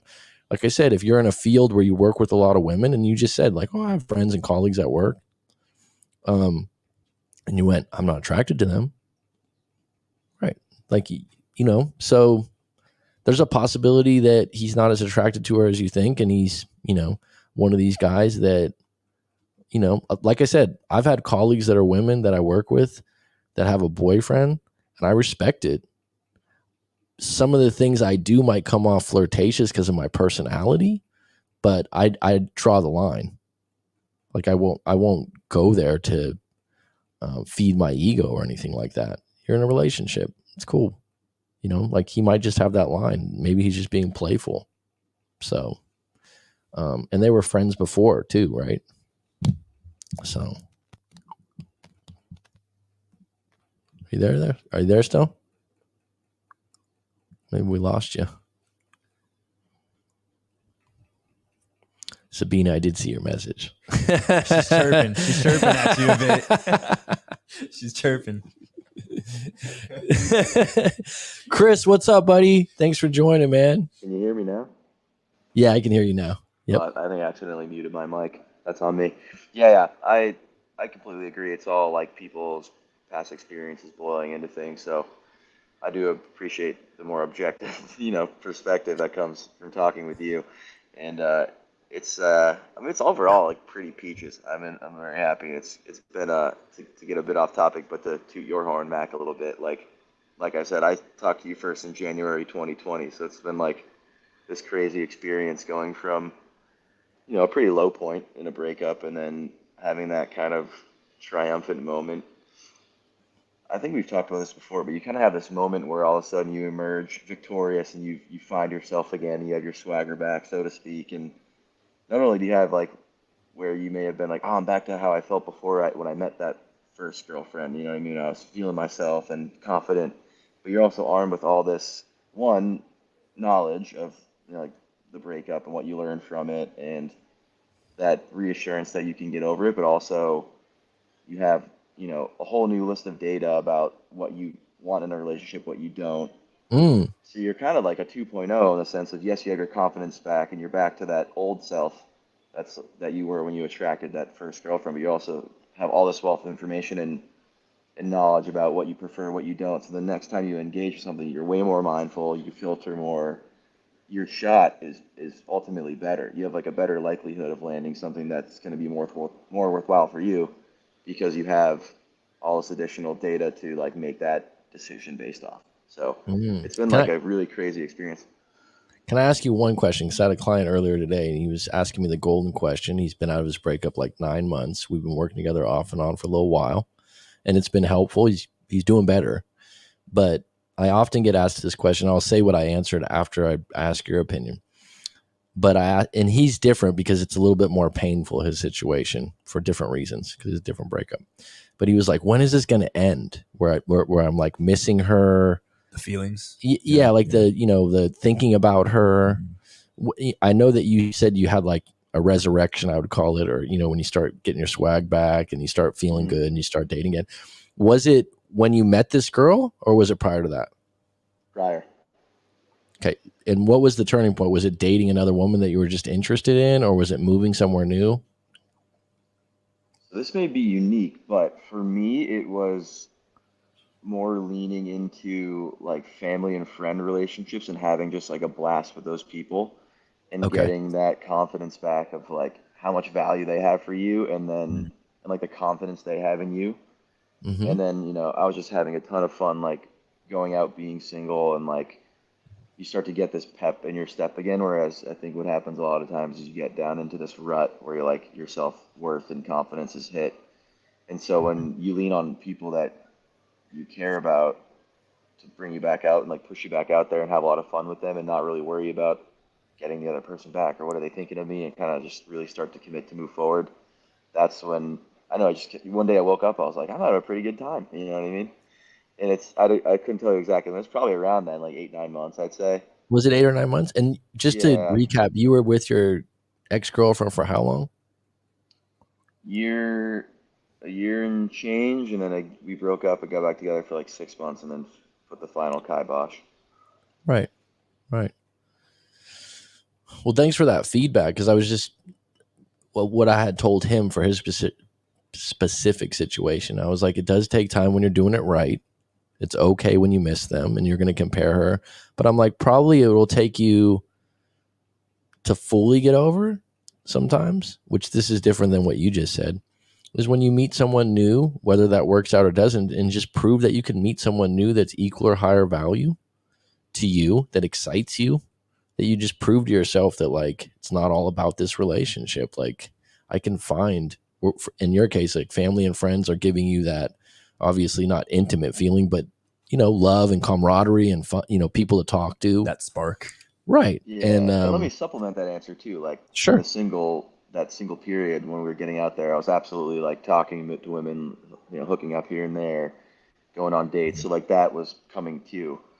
But it wasn't like I met someone who I was like, I have this girl I want to be with, and I've got this catch. But it's still like to know that you can be out there and making things happen for yourself, even if it's not like, yeah, I'm actually filtering you out, but to know that you have inbound leads, you know what I mean? Like that feeling's good. But I will say too, now thinking back, because it's funny, you mentioned even on the stream earlier, like, will I ever meet someone of equal or higher value, right? And for a long time, especially in the throes of a breakup, you just feel like it's like not possible. Yeah. Like they were the one. I wouldn't change any, especially with the rose-colored glasses and everything. Like they are the be-all, end-all. I will never top myself. And then you conveniently forget all the bad stuff. Exactly. So all of a sudden, you're going against like the final boss version of them, who's like the 2.0, which their actual personality was, and it's just all the best qualities. And then all of a sudden, I'm in this relationship now, and I'm like, I can't believe I ever felt that way about that girl. You know what I mean? So it's like people have to go through it at their own pace, and we, as people who've gone through the experience already in one way or another, can say like, you'll get over it, you'll meet someone else, but some of that can just bounce off people's ears in the moment because it's so hard to believe sometimes. Even if people you really trust and know they're right in the back of your mind, it's just so hard to like internalize in that moment. But it's like if my ex-girlfriend called me now and be like, oh no, like, oh God, like it wouldn't be like, oh yes, finally she's, you know what I mean? Like it's gonna be like, oh man, like what is this gonna be? Yeah. So, and it's mindset funny. Shift is crazy. And also it takes time, and like maybe the first time we talked, it felt good for a moment, and then you were like 2 days later, you're like, I still miss her. But what I was talking about today, like maybe that first talk we had about your story and we went through it and stuff like that, and you might have felt pretty good after that, but then like I said, you were still having feelings for her and different things occurred. But now when you look back, this was my point of the show today, is that sometimes it takes, which people don't want to listen to this, a year or 2 years later, and you're like, it was all significant. It was all part of the shift, where you think like, oh, we had that good talk, Mac helped me out, but I still miss her. It's like, yeah, but still that talk's going to stand as a pillar. Like it's gonna, does that make sense? Some of the things that I told you or we interacted with, we broke apart some of the parts where you're just stuck or you're really upset. And then when you're going through it later on, you have something else to reference. So it's all part of the process, in the sense that now that you're here, it's really easy to see like, oh yeah, this breakup was good and our talk was good. But in the moment, sometimes they're like, I'm not cured yet. And that's why I always tell people, it's not the doctor. There's no pills. There's no quick thing, because the times that people want the quick thing, those are the kinds of people that end up bitter later on because they held it. They don't believe in women. They don't, you know what I mean? Like these narratives that are coming out now that are really popular are shortcuts. Like you could easily go down the red pill thing with, not all red pills bad. Me and you have talked about this before. Some of it is, because it's like you get into that after a breakup and you're like, yeah, I'm going to be, I'm going to be this different person. That, and like, it's scorned men, hurt people tornado, and it's like, it's not good for anyone. I'm not a big fan of that. And I'll say this too, what you were touching on earlier in the stream, in why breakups can be good, and it's like when people are looking for the quick fix, as long as you, even if it's not feeling good in the moment, is if you're doing things. Because I remember when we talked and I did like a checklist. Almost, it was like a kind of like a question list you had. I forget what you exactly when call it, but I send clients, when you first send me your story, I send 10 questions to answer. Yeah. yeah, and it just makes you kind of like take inventory, and there's things that are like you can absolutely improve in any given moment, right? So it's an opportunity to really like hone in on yourself and patch up your boat that may have holes in it in your own mind. And so like for me, I wasn't like I was satisfied with career, but I made moves. You know what I mean? I found it was an opportunity. It lights a bit of a fire under your ass. Like I Mm-hmm. honed in I was always been a gym guy, but I honed it in a little bit. I just tightened everything up, and it's just an opportunity to take inventory. And even if it's like I don't feel that much better, I know I'm doing these things. I still miss her. You know what I mean? I still feel this, but then eventually you have a new position at work, and your abs are popping a bit more, and all of a sudden you're like still miss her more, but okay. And then eventually you're ripped, you have a better job, and you don't miss her anymore. And it's like, just do the work, even if it doesn't feel good after a week of doing it. Just trust Mm-hmm. it sounds cliche, trust the process, and I know. just don't I'm get thinking yourself of the distracted. And Sixers. yeah, Yeah, me yeah, too. yeah, yeah. Like Joel I'm thinking Embiid of here, Sam but Hinkie here. Huh? It's like, Right. but it's true. that's Like true. I Yeah. said, I was telling this guy that I've been coaching for a while. It's like, if you're not a drunk or a drug addict or something like that, that's how people deal with it usually. They just put it to the side, or the classic, like, just hook up with someone tonight or something like that. Yeah, it can help you for a day, but like really healing takes time, and getting your head down and getting associated with you as an individual. And it's different for different people. But now that you're here now, and if you compared, which we all naturally do, who you're with now with who you were with before, and this isn't a shot at your ex because you seem pretty cool, it's a better match for you. Yeah. And that's the key. That's like, and maybe your ex down the road, becomes a different person too. She needed that for her growth too. But you look at it now and you're like, wow, that should be the real silver lining eventually, is that whatever happens, my ex is going to be equal or better for me. Because that's the problem, is a lot of times what I like or what I appreciate is different than what you like. And so that's when your friends and all the YouTube channels can kind of convolute your direction. And that has become a problem, because if you trust, like, this is what I'm looking for. And that's, like I said, it seems like you got a good one. I could tell by some of the emails you sent me or things in the past that you're excited about this one. So trust that. Trust Yeah, it. I definitely am, and I'll keep you posted.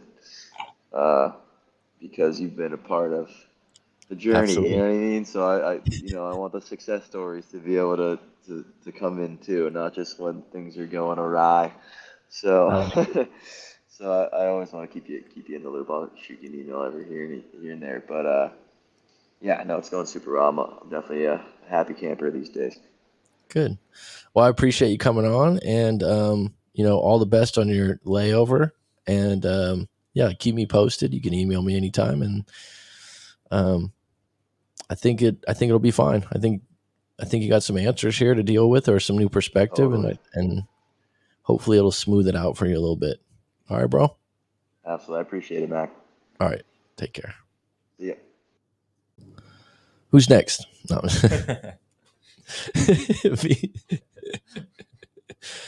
No, seriously, Mike's a great guy, and it's just a great example. It makes me feel really good about what I do, being transparent about it, and I appreciate when people share the good parts, because people honestly always ask me, how do you, even B's been in the room when I've been coaching or something, he's like, how do you listen to this stuff? Sometimes it's good when you get to the other end and someone comes out of it, right? And it's light. Yeah. And pick up some things that you suggested or I suggested, or and the cool thing is him sharing some feedback. I just gave someone advice, when you meet someone new, he's like, for me, it was family and friends. So it was different. So it totally makes sense. I mean, it's different for different people, because right. our resources are different. So obviously Mike's got a really good family unit and a really good friends unit. Yeah. And not everyone does. Right. So it might be different for them. All right, Sabina, I have a question. Mac loves research and studies. Did he ask all women if they love attention? No, but I'm going to go out and live and say it's true.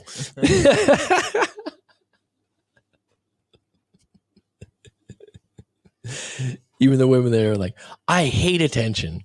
Okay, how much attention do you get? It's like, that's funny. Good for you, Sabina. I like it. Mac's going to put out a survey soon. Yeah. Notice, though, I didn't say, according to federal research, there was 70% of women. I'm saying, according to Mac and my experience, most women, if not all. And I did think I used the word all, so you got me. And they are in competition usually. A woman will judge a man's, the contenders, in my experience. Guys do that too. In my experience, personally, when I've been in sincere, long-term, monogamous relationships, like I said, I'm being honest. Oh, in a relationship? Okay. Yeah, when I'm in a relationship that if there's another guy at work or something like that, and I know that he kind of likes her, I trust her. I could be wrong. I could be proven wrong. But like you said, when we were talking about his story, it was in the honeymoon phase and stuff like that. But I had a question. What if it's not, what if you're in that 6-year thing, relationship, and it's a little bit different dynamic? How do you handle that? I just think that, okay, so that's where it's different, right? So let's say you're 6 years, say the relationship's not in a good place for, I don't know. Or doesn't need to be not in a good place, but you're just in a different place in that honeymoon phase where everything's great. Do you know what I mean? Well, so great question. So if you're in a relationship with 6 years, you know your partner better than you knew him at 1 year. That's just osmosis. Right.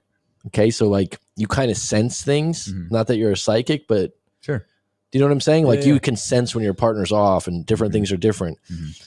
So for example, if they started a new job and they start acting different, dressing different, going out later, you're going to pick up this and you're like, you're changing. Right. Now, if you're not changing, it's uncomfortable. Now, if part of that change is I hang out with new guys now, or I'm going to go for a week with this, this getaway that, this guy at work likes me, and this is totally out of character, and this is totally new. By the way, we only get intimate now once every 2 weeks, where we used to get intimate, 5-6 times a week. Think about it. Right. Now, I'm not telling you to panic, right? And accuse her of if you go on this trip, you're going to cheat. Right. But the circumstances are different. They're different, yeah. Because if you've ever been in that honeymoon phase, I would hope your confidence is higher. Right. Because it's hard to penetrate that. I've had a few of those, I've had more than one honeymoon phase.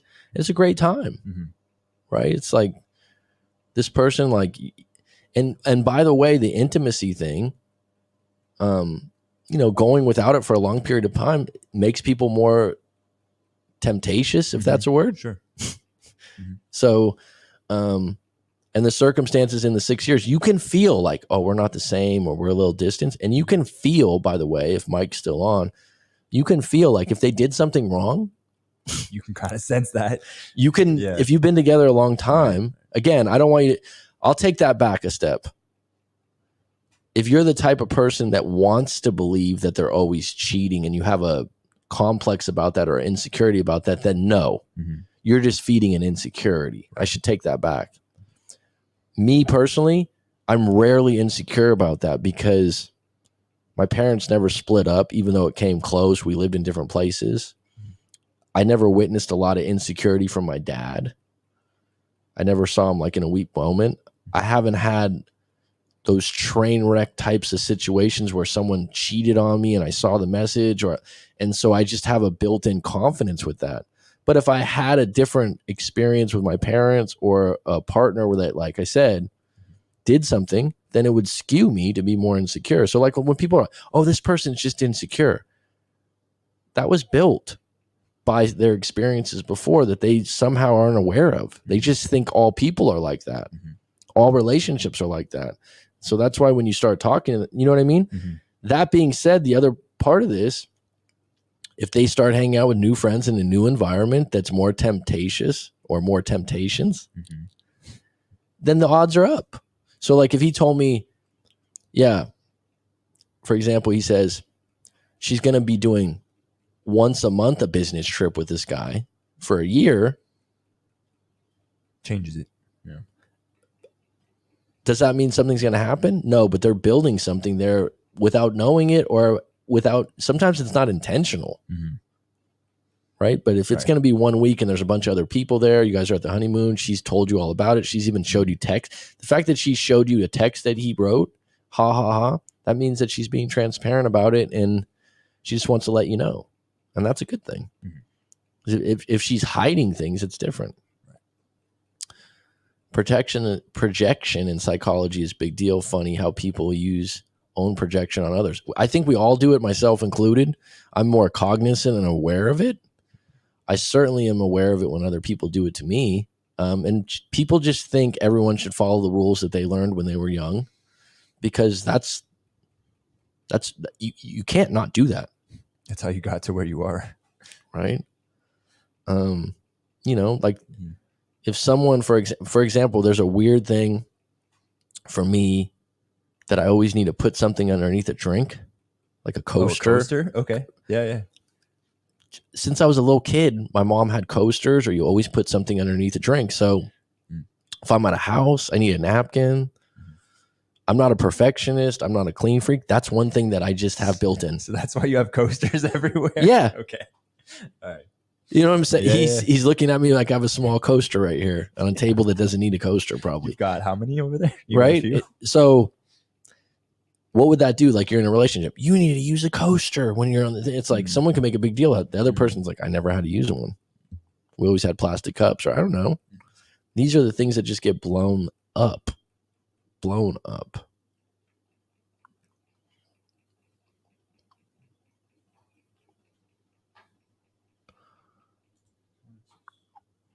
All right, we got a 10 on deck. Does anyone want to hop in and ask any other questions or hop on the show? Thanks for coming, Mike.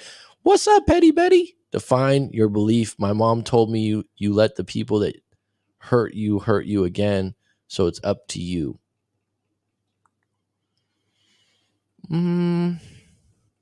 Sometimes you don't know.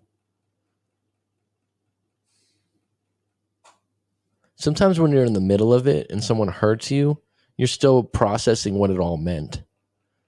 It's not till you're away from a person that you realize when you could be like if you're with a girlfriend or a boyfriend, clouding the because every interaction changes the feelings of it. So like if you live with them, you're upset with them when they come home and they bring you flowers or they bring you food or they buy you a gift, and you're like sensitive to that. You're empathic, where someone else can just blow up. It'll, oh yeah, they hurt me, but they brought me my favorite food. Yeah, right. So it's cool, or we got intimate afterwards, so it's cool. So it's not that simple just to go, oh, they hurt me, I need to cut this off, because you're trying to give them a chance. But if people are hurting you in the same way, at some point you got to be like, we're not making any leeway here. If they're doing the same things over and over again and you're somehow forgiving them without forgiving them completely, they look at it like, well, that person's okay with it, I can keep doing it to them. Right. And then when you're out of the relationship, you're like, oh, I feel better. Right. And I don't have to take that anymore. And that was something that was your trade-off. Define your belief. Are you still on define your belief? I'm going to answer your question. Do people deserve a third chance? That's your rule. You know, the idea that if I'm going to give someone a third chance of what? Of staying together, of living together, of not cheating on me again, of stealing money from me. I mean, what's the circumstance for the third chance, right? Because if you say like they broke up with me 2 times and now they want to come back again, well, what's the reason? This is where you got to send me your story at writemac.com and I'll break it down for you. But like, I need substance. It's not as simple as a general answer like, oh, if you give someone a third chance, it always works. Or it doesn't. Yeah, the circumstances are what's going to count. And then whenever you give someone quote unquote a chance, you have to forgive them for whatever they did before, if it's ever going to work. Otherwise, in the back of your mind, the minute something goes wrong, you're going to throw it in their face, and now you're in the same position again, right? So the classic one's cheating. All right, we're going to give you a second chance, and we're going to make this work. You can't bring that up again. You can, but really you're going back to the moment that you giving them a second chance is your forgiveness. So you're taking 2 steps back. So the third chance is only a matter of what you're willing to forgive them for and move forward with. A lot of people think they forgive someone, but really they take someone back because they're lonely, they miss them. And they never really forgave them. No. Yeah. There were other reasons why. Forgiveness is hard. You hurt me. You didn't pay for it. What do? You punch me, I punch you. Someone punches you in the face and you don't get to punch them back. You usually try to do something else to them. I'm going to call the police. You do something. I'm going to get them fired from work. Like, people get hurt, they want to hurt you back. Why do we kill mosquitoes? Why does any person that your best-hearted person probably kills mosquitoes? Right? The person that's like, I never kill ants. I don't kill any animals. You see him pop a mosquito in a minute. Why? We all know mosquitoes suck blood from you. They hurt you a little bit, a bite. I'm sure there's someone out there that's like, I don't kill mosquitoes either. It's all right. I don't kill 99% of animals. A mosquito's in the room, wow, I jack them. It's done. You know why? Some of them carry disease. You can get dengue fever in the land I'm in. Like, that's what goes through my mind. I can get hurt. I don't say that when I, do it. So it goes back to that. And so if you got deeply hurt, if you got really deeply scarred, even if you think like it's okay, you're going to carry that. And if you do carry that, some people can let it go because they're like, for the kids, for the house, we're in a marriage, they can let it go. It might take them longer. But when you get in a third chances, now you have an extra sauce on top of the first chance. Did you even let go of the first? And what defines a chance? Because when you take someone back, you got to commit to them too. You look at it like, oh, I'm taking you back. You got to do this. You got to do that. It's like, but what do you have to do? No, they did me wrong. No, you got to forgive them. You got to start them back to a point where they're at 0 rather than when you got to pay for this. Skinner, Chicago's finest. Brand new Skinner. I'm paying attention here. I think it was a pretty good point, because I always think about it when I kill a mosquito. we talked about this before in a live stream. I was telling B this. It's going to be repetitive, but there was some guy that was like, "Oh, I always kill the little geckos in my house." I'm like, "Why? Why would you do that? Why would you poison geckos? They're cool, man." Oh, they shit in my house. Really? It's true. He feels like that hurts him in some way. So that's what comes up all the time. I don't know if I have the juice to do all the stories I have on deck. Anyone have a question or you want to call in? Justice, #justice for mosquitoes. Isn't it an interesting thing everyone likes to kill cockroaches. Do they really hurt you? They have disease. Do they? Cockroaches? Yeah. Is that proven that you can get some kind of disease from a cockroach? Proven that. Are you making that up? I don't think you can get a disease from a cockroach. Dude, they're nasty. They don't bite. Look it up. Do you get diseases from cockroaches? Yeah. They're just ugly. No, you can't. No.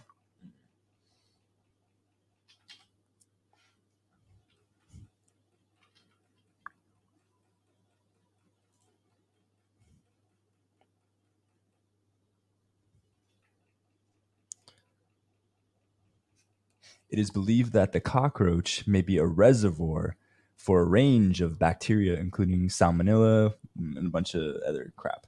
Go ahead and read it. I want to hear it all. Staph, I think, is what it is. And staph infection? Yeah, whatever the Jesus. Staphylococcus, whatever. And strep. Strep throat? Yeah. Wow. I've lived in places with cockroaches before, and I'm polio. like, they have polio. Oh, geez. Come on. Really? Betterhealth.gov. Man. Well, that's why I guess people kill them because they're worried that they're going to hurt them, right? I just know they're nasty. But they don't bite you. I wonder how they spread. I guess they spread the germs just by walking on it. Yeah, they shit everywhere. Like, it's gross. Have you ever seen cockroach shit? Cockroach shit? I don't think I've seen it. Yeah. You have seen cockroach shit? Yeah. You're a liar. All right, you want to? Okay, so yeah, like we had to do some like property flipping, and some like. So you've seen places with cockroaches, like infestations, yeah. So this is an apartment building, yeah, that's not very nice. Mm-hmm. That's got cockroaches in it, like infested, yeah, like gross. Yeah. Okay. Look at this picture. This is like exactly what. Oh no, I've never seen them like that before. You just see one. Around like that. Yeah, I've seen one or two, like, and that's okay. Yeah. But like they nest and shit like that. It's gross. You don't see the 50 that are like behind the wall. Would you eat a cockroach for $1 million? For $1 million? Yeah. Of course. It's a trade-off, folks. It's all a trade-off. They have cures for polio. I don't think they do for polio. Polio's cured, bro. Or I mean, there's a vaccine. There's a vaccine. So whatever. That's fine. Because I know people that live here that have it that didn't overcome it. Yeah, but I mean, it was like a serious thing back in the States. You know what I mean? Yeah. Absolutely. Yeah.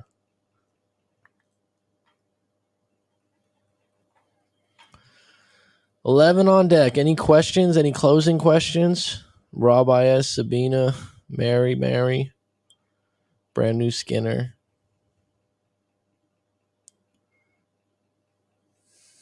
Good to see you, Chris.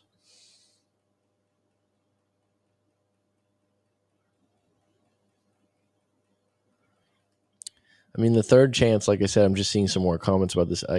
It's circumstantial. I mean, what are the reasons? Sometimes people, if I talk to them, sometimes there are reasons for breaking up. I feel like you had a role in that, or you're being petty. Mm-hmm. Do you agree? So then it wouldn't be as big a chance. Whereas if it's something really big that's really affecting you or hurting you, and by the way, when you break up, you get to feel what it's like to be without them. And what's the trade-off? Are you willing to put up with what they are because you can't put up without them? There's a lot of things tied to relationships that aren't just cut and dry. If you're raising a kid, right, there's a string to that. If you have financial commitments together, like a house or apartment, that's tough. There's all kinds of things to it. Mm-hmm. Different layers, yeah. Right.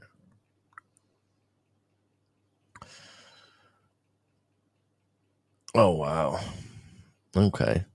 All right, folks. It's been good. It's been grand. Thank you, Sabina, for closing it out strong, decisive, and effectively. You are appreciated. Are we doing a live tomorrow? Do you have any? I'd like to say I'll do one tomorrow. Most likely. But B has trouble with getting here on time, so it's been kind of ineffective. So I don't want to give you guys a time. But I probably will be on the same time tomorrow. Right on. What else is on here? Have a good night, Justin. It's actually the afternoon for us. So, yeah. But I appreciate you, bud. Spirited group today. Spirited group.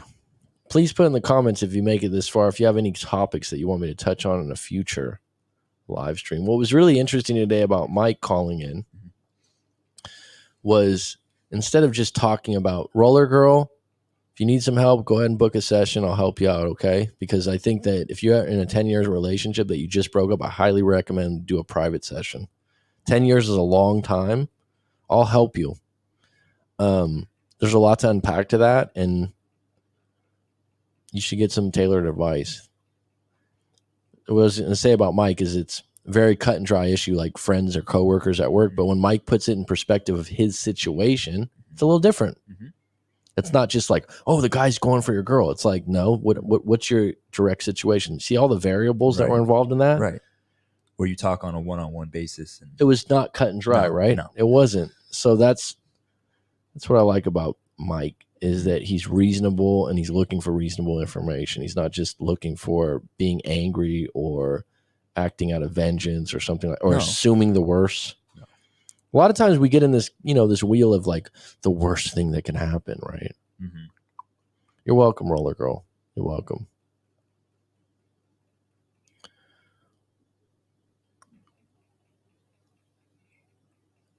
Just want to make sure I say, yeah. Just some all-stars out there on the scene for the live stream today, huh? All right, folks, go to writemac.com if you want to book a live coaching session or if you want to send your story in and get it unpacked. I'll have some stories on deck tomorrow. We had a live caller today. We're doing that more and more in live stream. So if you have a scenario or a situation where you want to call in and you're bold enough to do so, you do not have to give your picture or even your real name. But I would recommend if you're uncomfortable being on video, because I've had a few people do this now and they're like, oh, can you take the video down? I'll take it down, but I would prefer if you're uncomfortable with it, that's fine. If I was doing something like this randomly, I would probably go with faceless and just a voice, right? I would probably do that myself, and I like my face. I'm okay, but right? Petty Betty, I think we'll probably have to do it tomorrow, even though I'd like to. Because I'm at a point where I'm getting a little parched. It's 2.5 hours. I've been doing a lot of talking. It's kind of like a talking marathon. Mm-hmm. And it's cutting into your piano practice time. My piano practice time, yeah. Sure, good one. Nice one. All right, a little sense of humor here. I haven't eaten yet either. So it's 1:40 in the afternoon. I got to do that. All right, folks. Like I said, go to writemac.com, book a session, or send your story in. Otherwise, it is curtains. And Mary, you are appreciated. Later, guys.